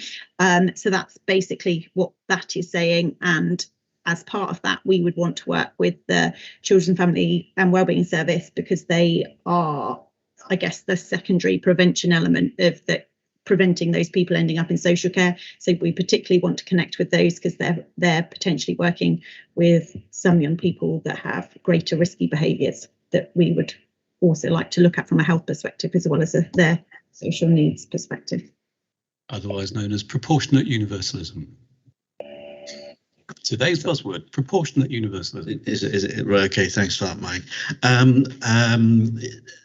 Amanda, did you have your hand raised? Yeah, thank you. Thank you, Chair. Probably following on from Councillor Fryer's point really about the impact of the pandemic and how this has been built into service flexibility. So at the moment, and Mike will maybe update me if this has now been restarted, of the 5 mandated checks, the 10 to 12 month check had been temporarily paused. Is that still now back on track? And I you know, the welcome the additional support given in the 5 mandated checks. However, the thing that I thought was really interesting in the report is something that I've raised many a times at this scrutiny committee, is my concerns over breastfeeding rates. And clearly breastfeeding rates in Leicestershire are incredibly low. And the data, we don't have any data again in terms of the breastfeeding prevalence in Leicestershire, and that data is unavailable. So I didn't know whether or not there was any specific pieces of work that will be looking at that, but also has the pause services, have they now restarted? Thank you. Yeah, so elements of each of them. So the antenatal review has restarted, but it is now a letter out to all new or anyone that's pregnant. And they have a QR code that can then mean they can access any information online, and a telephone number if they then want a additional follow-up with a health visitor. The new birth visit is now reinstated, so everyone should be offered that. The 6 to 8 week check has also been reinstated. The 10 to 12 month check has been reinstated in certain areas, but because that's a clinic rather than a face-to-face individual, due to COVID and in the infection prevention control guidance that the NHS have to work through, there are some clinics that they used to use that aren't fit for purpose. So there is a bit of a lag in some parts of the county with the 10 to 12 month check. And again, the 2.5 year review is being offered to everyone. With regards to breastfeeding, we've got a data quality issue, and I think we're working with UHL and NHS Digital, because for some reason UHL, and it's all across, it's Leicestershire, Leicester and Rutland that fail it. So it's, hopefully I don't know if any UHL colleagues are listening, but I think the issue is what the denominator that UHL used to count who should be breastfeeding or who potentially should be initiating breastfeeding, because it fails the Public Health England data quality standards. So we're working with NHS England and NHS Digital to try and resolve that. But I think it's just a number crunching perspective rather than something wrong with the breastfeeding initiation. Although you will see from previous data, yes, from an initiation perspective, we are amber in comparison to other areas within the country where we might expect actually breastfeeding initiation due to the other the good health that Leicestershire residents are in. You might expect that to be slightly higher, so we do want to do something about that. But from a continuation perspective, so that at 6 to 8 weeks we are green in comparison to others. So there's definitely something going on with regards to breastfeeding initiation that we would like to look at in a bit bigger detail. But whether this is via this service, this is probably more of a support service rather than a understanding if there are certain groups within the population that are choosing not to initiate breastfeeding. Because what that records is literally once a mother gives birth, whether the baby has taken any breast milk. So it's not the best recording, but it's the only one we've kind of got. Well, obviously the 6 to 8 week is quite a good one because it means they've actually maintained breastfeeding and more likely to meet the WHO guidance, which says you should breastfeed for at least 6 months. Okay, thanks for that. Has anyone else got any points they want to raise or feedback, any comments? Craig? Yeah, thank you, Chair. Just reading through the notes again and looking at it, this this report was commissioned back in 2016. And I want to focus in on what Mrs. Fryer touched on, the pandemic. We're actually in the middle of another pandemic that nobody really wants to talk about, and that's childhood obesity. Because back in 2016, when this initially was brought to the fore, we've now got 19% of reception age children that are already obese and overweight. And they weren't even born when this came about. And with the timeframes that we're talking about here, with the 10 months, the 12 months, the 2.5 year, personally, I just don't feel that that's honing down enough. Because this is a pandemic of overweight children coming up. We're getting more and more each year. There's a massive problem within schools. And these kids are not just going to be overweight and unhealthy for the rest of their lives, but they're going to have a lifetime of mental illness through being overweight as well. So my question is basically, what can we do in between these checks to ensure that these kids are going to get on the healthy path? And how can we get the parents to take ownership of that? Can I just come in there as chair? Before you answer that, Marie, I wrote down in my notes a little while ago a couple of words, and it was life skills. And I think, Craig, what you're kind of hitting on there is parents, when you become a parent, you don't automatically have knowledge of how to bring those children up, what's good for them, what's not so good for them. There's a lot of kind of, you have to learn on the job, if I can put it like that. Otherwise, and some people are better at it than others. And I think the problem, and I think what you're hitting at, the point here is, what do we do to kind of ensure through this program that parents of, children that are yet to be born are equipped with the right knowledge and skills to ensure that when they have those children, they're actually doing the best they can with the resources they've got to ensure those children have the best life chances. And we've talked a lot about that earlier on with, Sarah and Andy's presentation of, the ICS and the, making sure that we're going to do this. It's all about getting the best outcomes for, people's lives, in integrated care systems, etc., etc. So I think, to me, it's kind of almost going back to before a child's born. What are we doing there to equip new parents with the skills and the knowledge to actually avoid, you're right, because if nearly 20%, 1 in 5 children of reception age is obese, that's a problem. You're not there and then, and it's never going to get easier. So I think that's, sorry, I know I've jumped in on your question, but I just wonder, how's this strategy going to deal with that? If you could answer that. Shall I start off and then I'll hand over to Kelly? Yeah, it would be nice to go back to the days of concentrating on things like child obesity and not COVID, but it's difficult sometimes when you've got a big wave on top of your boat to worry about the tsunami that's kind of looming up behind you. I suppose it's, most of this for me is something to come back to on another session, because actually it'd be really nice to bring to the committee the range of work that we do, both within public health, the services we provide. We've touched on some of the wider determinants work we're planning to try and get healthy environments in place. There is the work of Leicestershire and Rutland Sport across Leicester City, Leicestershire and Rutland, which is about working to public health principles, to working with districts to put in place all the activities and clubs and groups that will enable children and adults to be active throughout their life course. And indeed, there will be a deal of work within children's services, which will enable those parenting skills in the way that Mr. King has set out. There's probably too much to go into now, but it would certainly bring in a number of other people from my department, and maybe that is something to consider for a future agenda item. But Kelly, I don't know if you want to pick up in particular in terms of childhood obesity as it relates to the Healthy Child programme and the Commission service, as opposed to the strategic direction overall for childhood obesity and obesity?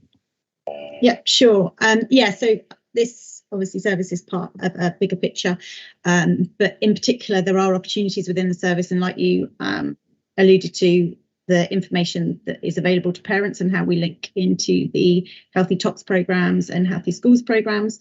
But particular, I guess what this service brings that potentially others don't is routinely at 2.5 years, everyone is offered to get their weight and height measure. So yes, we get the NCMP report at reception in year 6, but actually in theory we should be able through this service to identify them at 2.5 years, and I think we need to improve in doing that. And then how we work with the early years provision and early Healthy Talks to do something about that, whether it's as you also alluded to, those 2.5 years are part of a family, so it needs to be a family approach, and actually what is the service that they're likely to use. So I guess this service provides the information for us then to enable action from others potentially. And then, as Mike mentioned, we are doing, I don't think you did mention this, Mike, so I've gone off on a bit of a tangent, but we are working with the planning officers forum and others to create healthy environments, and also working with education around the schools that they develop and how they can be, the school is a healthy environment, if that makes any sense. So any new school that is built, we are working with education to conduct health impact assessments on those school buildings. So how can they not just improve childhood obesity, but the mental health of children and young people in that environment. Did you want me to mention anything else, Mike? Yeah, I can't think of anything personally. Craig, are you content with that answer, or did you want to come back on that? Yeah, I'm still concerned about the mandatory checks and the timeframes in between them. I really don't feel that they're enough, and I do think that there needs to be more links with the social care services at an earlier age if a child's identified that they are going down that path. Yeah, that's fine. I can pick that up. I guess I was trying to say, yes, we're aware there are opportunities earlier using this service to identify young people that potentially are overweight and obese, and we should be looking at that then. As Mike mentioned, we commission, there's lots of things that are commissioned in the county for it. So LRS are commissioned to deliver purposeless play, which obviously links to your fine motor and gross skills, and obviously part of that working with the health visitor was to show families how they might be able to play with their children. So there was lots going on. You're right, we just need to connect it and add value and make the most of those services. Okay, thanks. Craig, happy with that. Okay, are there any other points? I've got one more point I want to raise. Sorry, Mrs. Richardson. Thank you. And I'd just like to back what Kelly was saying, that there is an awful lot of work here going on in the background. And I think Mike's suggestion of bringing it back and going through it in more detail would help the committee understand more. And obviously this has all been going on while they've been very heavily involved with COVID. So I think probably, as we move out from the restrictions, etc., maybe for a future agenda item, I would suggest taking Mike up on his offer. No. Well, I think we probably will, but if I can, there's just one point I wanted to raise. So Kelly, in your presentation, you mentioned there was going to be a focus on alcohol misuse, but I really do personally, I think just to focus on alcohol and not the multiple other illicit substances that young people are prone to use, some of which have very harmful and serious effects, both physically and psychologically on young people. I do think that this Healthy Child programme does need to focus on those as well. And I'm just wondering, where's that encapsulated in this strategy? Yeah, so from the information we've had to date, looking at more, I guess, the quantitative data that was available to us, alcohol has just suggested from an absolute number perspective, well, I guess, and relatively across that 11 to 16-year-old age group, that the risky behaviour they're more likely to take part in is probably alcohol opposed to substance misuse. But having said that, obviously, I think this is when then the targeted element comes in, because there might be groups within the population that are more likely to misuse substances. So therefore, actually, how do we work with those, either street-based youth work or any of the already commission youth and justice, to understand actually what the needs of that cohort of young people are, and then how we either upskill the workforce that are working with them to enable them to either change behaviour or signpost them to existing services. But I think from a population perspective, from the data that we've seen, it has been more alcohol misuse. But we're working with all schools have been offered to conduct a health-related behaviour questionnaire. So we will get school-level data that covers the whole remit of health improvement, and we will work with the Healthy Schools team to develop school health profiles and school improvement plans with that school. So if substance misuse comes up in a particular school in a particular area that from a county perspective has been masked, we will still work with that school to try for them to reach either other services that exist or the service that we're commissioning. So sorry, just to come back on you. So have you looked at the incidence of drugs misuse across Leicestershire, particularly amongst young people? It's endemic. You know, I mean, there isn't a young person. I talk to my youngsters who were slightly older, early 20s now, but a few years ago in their schools when they were teenagers, for example, cannabis use was endemic. It's not, and that's a few years ago. It's not. One of the interesting things about the pandemic is it doesn't stop the drug dealers getting the drugs through to young people, and it's absolutely, so I just really can't understand why there isn't more of a focus on that here. And to expect young people to fess up and say, oh yes, I've taken drugs in a school survey, I'm not sure that's really going to be a good way of getting that information personally. Again, I think, I don't know what you think, Kelly, again, it's more a question for me of then relating it across the substance misuse work. So, this is about the 0 to 19 service of which school pays. No, I understand that, Mike, but it's, at that age, it's crucial to get through to young people the dangers of drugs. They just, if you're going in at 15, most of them have already started using it. Yeah, indeed. I'm going to say, across the department, no, Healthy Schools. Again, if we were looking at drugs in young people, I'd go, this is only one part of what we do across the board. Wish we could do more, but of course, money is tight. Okay, all right. Okay, all right. Look, that's fine. Okay, has anyone else got any other points? No. Okay.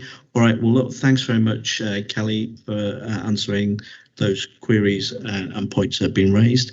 That is the conclusion of our final public item. Oh, Mike, sorry, no, it isn't. I'm be getting ahead of myself there. Sorry, final item is, Mike Sandys is going to talk to us about COVID-19. Sorry, I was getting carried away. Yeah, no, you're not going to get through a meeting without me talking about COVID. Thank you. Let's face it. So I've just done a few slides, and I'll ask Ewan to go through them, just really to update the committee on the current position around COVID and where we stand and some of the threats in the winter. Since Andy and Sarah are here, I might pray them in aid and maybe ask Andy for a few comments about the NHS position at the end of this, because I can't resist doing it. In terms of the current COVID position, just to start with, this is the rates per 100,000 as of 31st of August. So if I was to summarise and almost do the general synopsis first, it feels in Leicestershire as if we've had a number of events that have meant that our rates have been bubbling along at quite a high level for some time. Firstly, there was Euro 2020, and it's difficult to underestimate, to my mind, what difference the cases that were injected into the system, if you like, by and over the course of the tournament, for some reason, particularly in Leicestershire, but true across the rest of the country. Just as we were getting over that with the final on July the 12th, we then had the easing of all restrictions on July the 19th. So inevitably we had cases reflected, around the opening of the nighttime economy. Just as we were getting over that, there was then A-level day, A-level results, parties and partying, and hot on the heels of that was GCSE parties and partying across the county, but notably in places like Harborough. And just as we were getting over that, obviously, and in Leicestershire, unlike some other areas, the schools have gone back somewhat earlier. So we've had a good 4 or 5 events in the last less than 2 months that have kept things ticking over. My slides have gone, Ewan.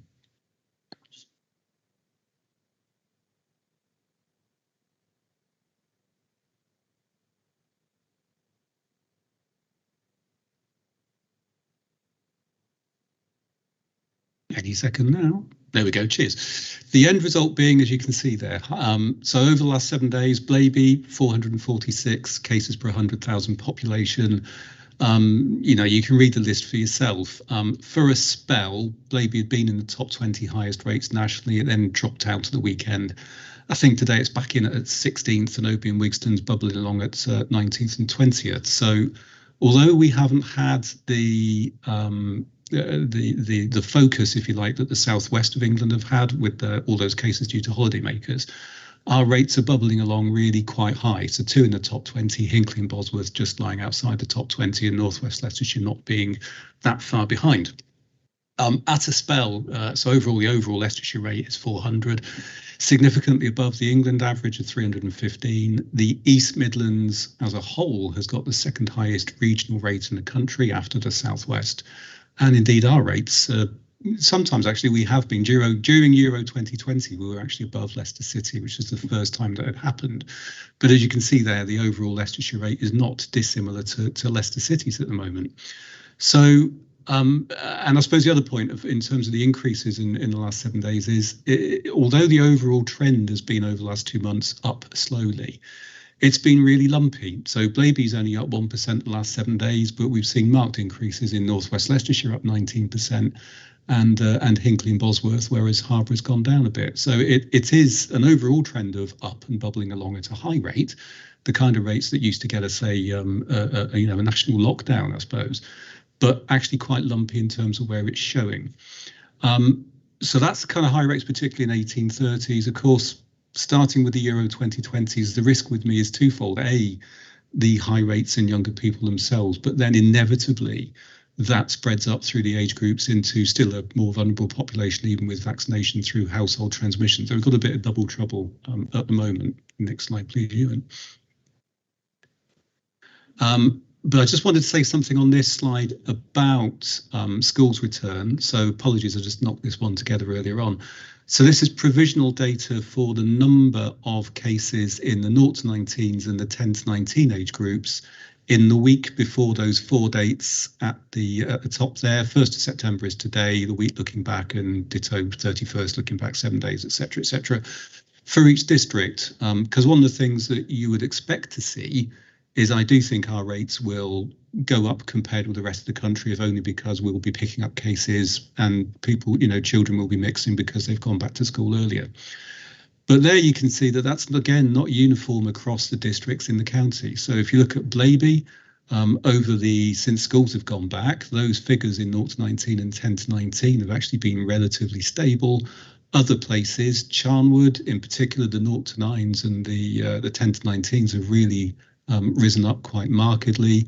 Harborough, and I've spoken on the press about a number of cases in Harborough we believe were related to a GCSE party in Lutterworth and then the Boardmasters Festival down in Newquay. You can see that actually the rates in the 10 to 19s have dropped as we've got over the festival related cases. But you can also see Northwest Leicestershire's 10 to 19s have also surged. So that back to school case finding and cases related to going back to school is not uniform, and it is a mystery why it's cropping up in some areas and not in others. So next slide, please, Ewan. This one, I couldn't remember if the next 2 slides I'm actually able to share this particular data. So I've had to randomise it and invent the entirely fictitious district of Blabentia. And that shows the age profile of cases. It's the left-hand thing over the last 7 days by age group, females on the left, males on the right. The point for me being, although there'll be a focus, and I've just done that slide on the cases related to schools returning, although 10 to 19s is the biggest single age group in Bladentia, 67 cases in the last 7 days in that age group, you would look at that, and next time somebody says to you it's only young people that gets it, I would basically point out the error of their ways, because you can see that it is pretty much spreading all through the age groups, certainly up to the ages of 50 to 59, but then with fewer cases in the very elderly population, although not at all choked off as they were a while ago. So I've also done another one. Next slide, please. Similarly, the entirely fictitious district of Charntown, where you might argue there's kind of proportionately more cases in that 10 to 18 age group. There was 155 in the last week. But equally, there is a fair number in those older age groups. I think overall, across all districts, is between 40 and 45% of cases are amongst people aged 0 to 30. So it is twofold. There is a sort of focus on younger people, nighttime economy, schools going back and spreading, but it's not at all something which is just a younger people's illness. So next one, please, Ewan. So current position, I've kind of, I think kind of covered this a bit, cover this a bit as I'm going. So I think the general trend from here on in, it's been fluctuating. I don't see it going down particularly from here. Schools have returned. Hopefully the slide sort of points out the variable impact of schools returning. Deaths are thankfully low, which for me is a clear sign that vaccination works, although I did just check with a colleague in Casual in the analyst team. I think we've had 7 deaths in Leicestershire in the last week. That's up from 4 the previous week and 3 the week before. Nothing like the peak week of 91 deaths, which we had back in January. But we do need to be careful, of course, the vaccination continues to keep a lid on deaths. In terms of hospital pressure, to give you some comparative figures, I think the first wave in UHL, there was a maximum of 204 patients in UHL with COVID, not just Leicestershire residents. And in the second wave in early January, over 500. So 150 is mercifully below those peaks, but is still a significant number of patients in UHL with COVID. We tend to, you can look at the figures for the number on intensive care and go, well, it's only 20 people, it's not that many. But when you've got 20, maybe 22 people on ITU, that is not far short of 50% of the capacity of ITU in UHL, which I think is around about 48 beds. So it's a significant strain and reflects that national picture that as many are in ITU with COVID as to basically for all other conditions combined. And just to point out the strength of the vaccination programme, on the general and acute wards, 40% of people with COVID are unvaccinated.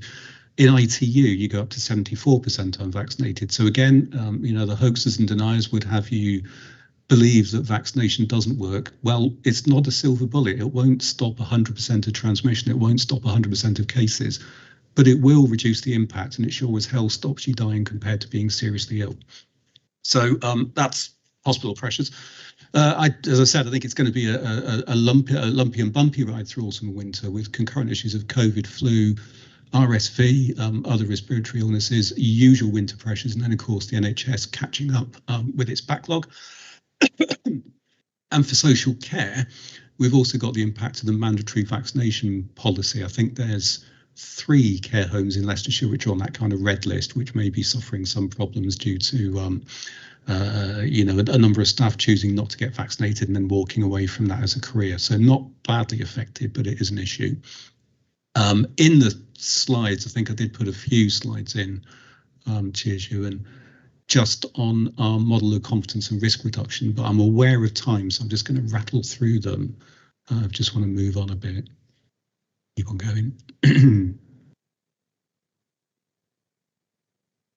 That just sets out everything we're doing to supporting businesses to come back.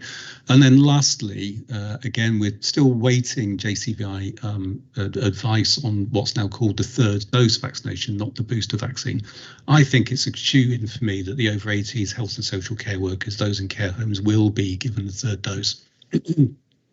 But how far down the cohorts JCVI recommends it, whether it will be all over 60s, whether it will be over 50s, we'll have to see. Ditto around 12 to 15s and et cetera, et cetera.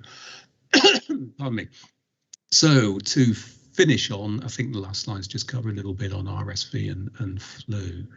So I'll probably end there. But Andy, at this point, I mean, I've talked a little bit about NHS pressures. I wonder if it's just worthwhile finishing on your view in terms of how the NHS will fare and is looking going into what I think will be a tough winter season. Yeah, thanks, Mike. I mean, I think you've described it quite well, actually. We're bracing ourselves for what we think will be a very, very difficult winter. We're already running at activity levels way in excess of what we would normally see as a bad winter, and it's August, well, it's September today. Primary care is running with more appointments than we've ever had in our history, and yet people can't get hold of a GP. We've got hospitals running absolutely flat out with all capacity open and tremendous support actually from local government, but we still have ambulance handover delays on a scale that would look like a bad day in January. Although we haven't seen the level of COVID in the hospital equivalent to the second wave, it's not far short of the first wave. And in the first wave, if you recall, we cancelled absolutely everything else. And at the moment, we're trying to recover waiting times and manage all of the conditions. So it's a really tough time, I think, for everyone in the health and care sector, not just NHS colleagues, but right across the board. And that's going to translate, I think, into a patient experience which won't be as good as we would like. I think that means that we will find people struggling to access services. We will have long waiting times for elective treatment, unfortunately. And I think it will take us at least a year, perhaps longer, to recover some of that elective backlog. We're working at it as fast as we can, but it feels really very difficult, I think, for colleagues in health and care at the moment. And it seems innocuous, really, when we're almost celebrating as a society the end of COVID and the lifting of restrictions. It certainly doesn't feel like COVID is over from within the health and care sector, quite the reverse, actually. So it's a very strange time in terms of things like public health messaging and the kind of dual reality of how services are working. So a really tough time ahead, I think. Okay, thanks for that, Andy and Mike. Has anyone got any queries? Yeah, Amanda? Sorry, me again. Just a couple of things, really. The messaging being refreshed down to us. I've been reading about the directive on schools about class closures and year closures, and the impact that might have on infection. I didn't know whether or not Mike had a view on that. I don't know whether or not our infection started earlier than Euros 2020 because we had the FA Cup just beforehand. I suppose the other question really is the impact on our NHS colleagues and their mental health about managing a potential additional set of vaccinations along with flu jabs. The flu jabs are going to be expanded. How is that going to be managed in the system, and are we going to cope? Yeah, thank you. So actually, yeah, you're right. I'd forgotten about the FA Cup, but add that to the list. And again, it wasn't the people who attended the FA Cup. It was just basically, COVID loves a crowd. So all those people that, went round their mates' houses when they probably shouldn't have done, and then went down the pub to watch it. It is certainly one of the ones that started with a bit of a spike back in the third week of May. I think Kelly's still on the line. So in terms of schools, of course, in addition to doing 0-19, Kelly also leads in terms of liaison with schools. I think best described as we were exchanging emails yesterday, Kelly. I mean, the advice to school, the main advice is, of course, there is no restrictions. They have got their outbreak management plan. Obviously, you're in touch with them quite closely. Is it worthwhile just saying something about where we're up to in terms of those outbreak management plans and the things that would happen at certain levels? Yeah, sure. So nationally, all schools have been asked to develop an outbreak management plan, of which we have developed a template for them for the county. And as part of that, we've got a 4-staged approach, depending on how many linked cases they have within their school. And we've tried to do the cases based on the distribution of cases each of the schools had. So PHE, for instance, say anything over 5, you need to do an intervention. So obviously our first stage 0, is around under 4, and then that we're just asking them to ensure they've got their infection prevention control in place. If they've got anything between 5 and 10 cases, then we would phone the school and get in contact with them about, just to make sure they're following the guidance as much as possible. And then stage 1, so at the minute we've got a handful of cases, I'd say, within that school. We've provided them, handful of schools in that scenario even. So we've provided them with communication of what they might want to send out to parents, made the recommendation that they promote as much as possible all the asymptomatic testing, be it lateral flow or PCR, if anyone is a close contact of a positive case, and consider what activities they currently can do outside.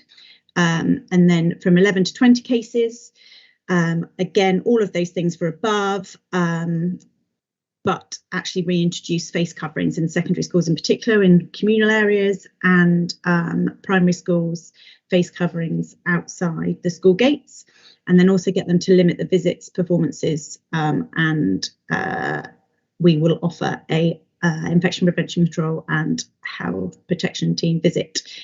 Do you want me to stop? And then stage 3, 21 cases, again, all of those things, but we would recommend they reintroduce bubbles, and we will escalate to PHE to consider an outbreak control team, which is when we get a multi-agency partnership group together to determine what we think the root cause of the outbreak might be, and therefore what we can do as a wider team to address it. So we've only got 1 school at the moment, I think we're considering that for. And then stage 4 is more than 50 cases or 30% of the setting positive, because obviously schools are different sizes. So again, all of those things, but we would also be recommending reintroducing their asymptomatic testing site if they're a secondary school, or advising potentially surge testing in the area that those the children are coming from for that school. So hopefully that gives you. Yeah, cheers. And sorry, Andy, there was the NHSE question around mental health on staff. Yeah, thank you. Palm this one off on you. So, so there's several things that we've done at a practical level. There's a whole package of support being offered to individuals, and we've increased the everything from the occupational health offer to the talking therapies offer.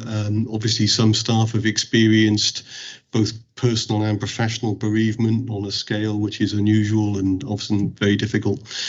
So those services are in place. We've been doing, again, very practical things like trying to ensure that people take leave and make sure that they have, rather than just accumulate huge carryovers of leave.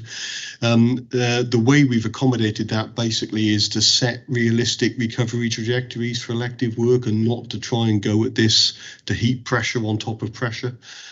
I know there's a consequential impact on patient care, but the danger, of course, is if we set unrealistic deadlines, we actually burn people out, and it takes even longer. So we're trying to be kind of sensible about that.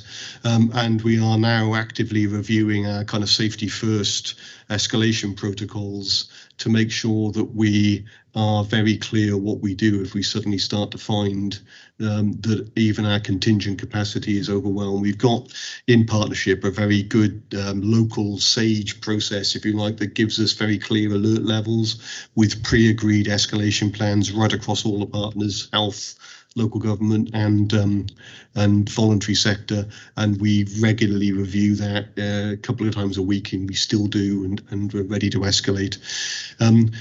There is, however, when all said and done, nothing beyond that you can do to insulate people from the sheer pressure of work.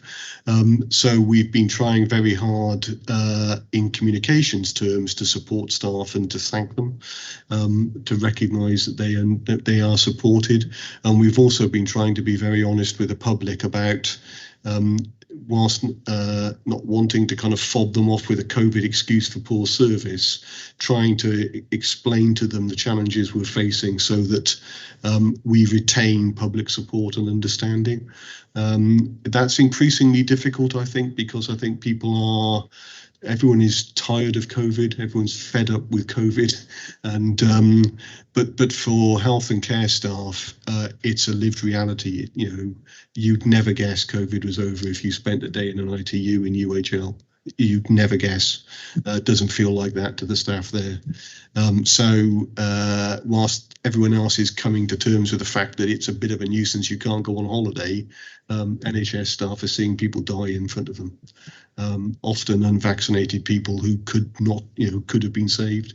So it's a really tough emotional ask. We're doing everything we can to support them, but there are limits, on what that can be practically. So it's a tough time, to be honest. Thanks for that, Andy. Amanda, did you want to come back on anything? Okay, I've just got a couple of points, Chair's prerogative, and Andy, what you've just said, I totally understand the pressures are being placed on people. I wouldn't say all sectors of society are open again. We haven't mentioned at all, but care homes. And I have a personal interest, not in Leicestershire, but outside of Leicestershire. And there are severe restrictions on anyone still visiting a care home. You have to dress up in the full PPE garb still to go and see someone. And, if there's a couple of cases, the home gets shut down for 28 days. So the mental health resilience of residents of care homes, I think, is a very, very real concern that I'm sure you all have. But I think we need to, unless you've got the personal experience of what's going on, most people just don't know that that's actually still a real restricted area, and quite concerning from all sorts of levels. But just while I just move on, just a couple of other things. One is a lot of residents are commenting publicly.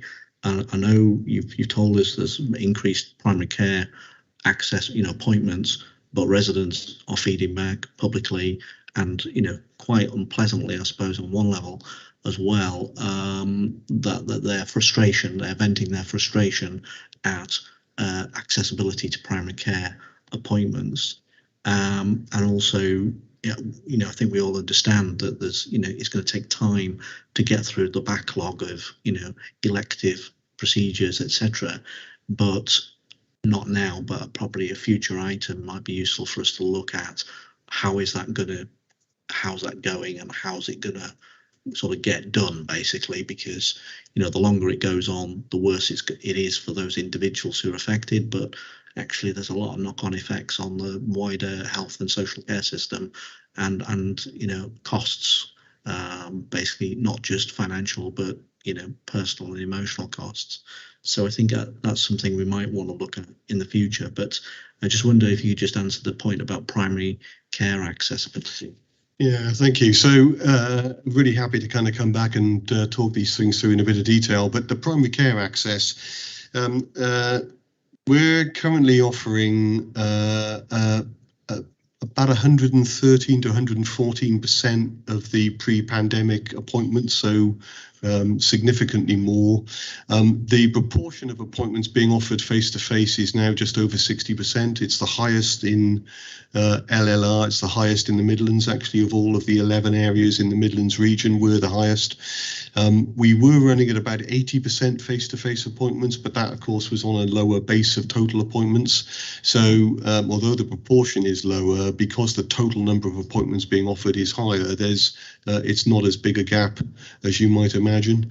And non-face-to-face appointments are not just about the convenience to primary care, if you like.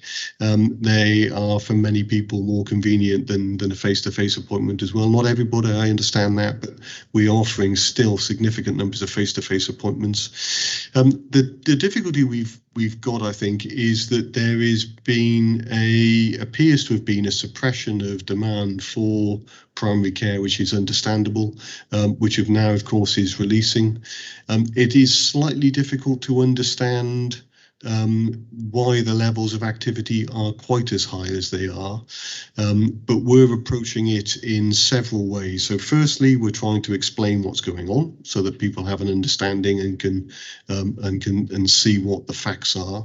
Secondly, we're working to try and modernize aspects of the infrastructure, particularly telephony, because I think one of the most frequent complaints we get is that the way the appointment system works means that there's a very narrow window in which you need to ring to get an appointment, and that that drives people nuts in terms of a really poor experience. So we're trying very actively to change that. Thirdly, we are working to try and make sure that we offer people the most appropriate service, and that's something we need to communicate and explain, because I think a lot of patients are unhappy about being triaged because they may not quite understand what the point of it is. It feels like they're being fobbed off, but actually our analysis shows that we can improve access for people quite considerably if we signpost them using care navigators as a first point of contact in primary care to direct people to other services where they're more appropriate, particularly pharmacy, but nursing services, therapies, voluntary sector, sometimes just discharge to advice. We're trying to make the most of NHS 111 on that basis as well. And we are finally trying to bolster the availability of primary care in terms of general medical practice as well, by using remote digital offerings to supplement local services, to change the flow of patients, and also working very hard to recruit more doctors and locums where we need them. So we've got a complete package of approaches in place, but the key message, I think, is to say that primary care has worked right throughout the pandemic and continues to operate at very high levels of activity. I understand, because I hear it often, and I believe it, that people's experience of trying to access primary care is unacceptably poor, but we are really working very hard to turn that around as quickly as we possibly can. So happy to go through the detail of that in greater length if that would be helpful, and similarly very happy to go through the detail of our plans to recover elective waiting times as well. We've got, obviously, as you'd expect, detailed plans and trajectories for that. So again, Chair, if that's something this committee would like to work through, be really happy to bring that information here. And thanks for that, Andy, and Mike as well. Just looking at committee members, do you want to look at that as a future item? I'm getting some nods of heads. I think that'd be quite useful. Not, some at a future point when that we do look at that, just to kind of get a better understanding of what's going on and where the pressures are. I think, like you, Andy, I don't think I really understand why there's so much demand for primary care services, given it has been a few months since that kind of unwound a bit. It does seem to be very high. Okay, has anyone got any final points at all or anything? No. Okay, so thanks, Mike, for your report, and Andy for your comments as well. It is now, that is the final item. We've got dates of future meetings which are scheduled. They're in the agenda. It's November, January, March, June, August and November next year. There aren't any other urgent items, so I now draw the meeting to a close. Thank you very much for your attendance and contributions. Safe journey back to wherever you've come from. Thank you.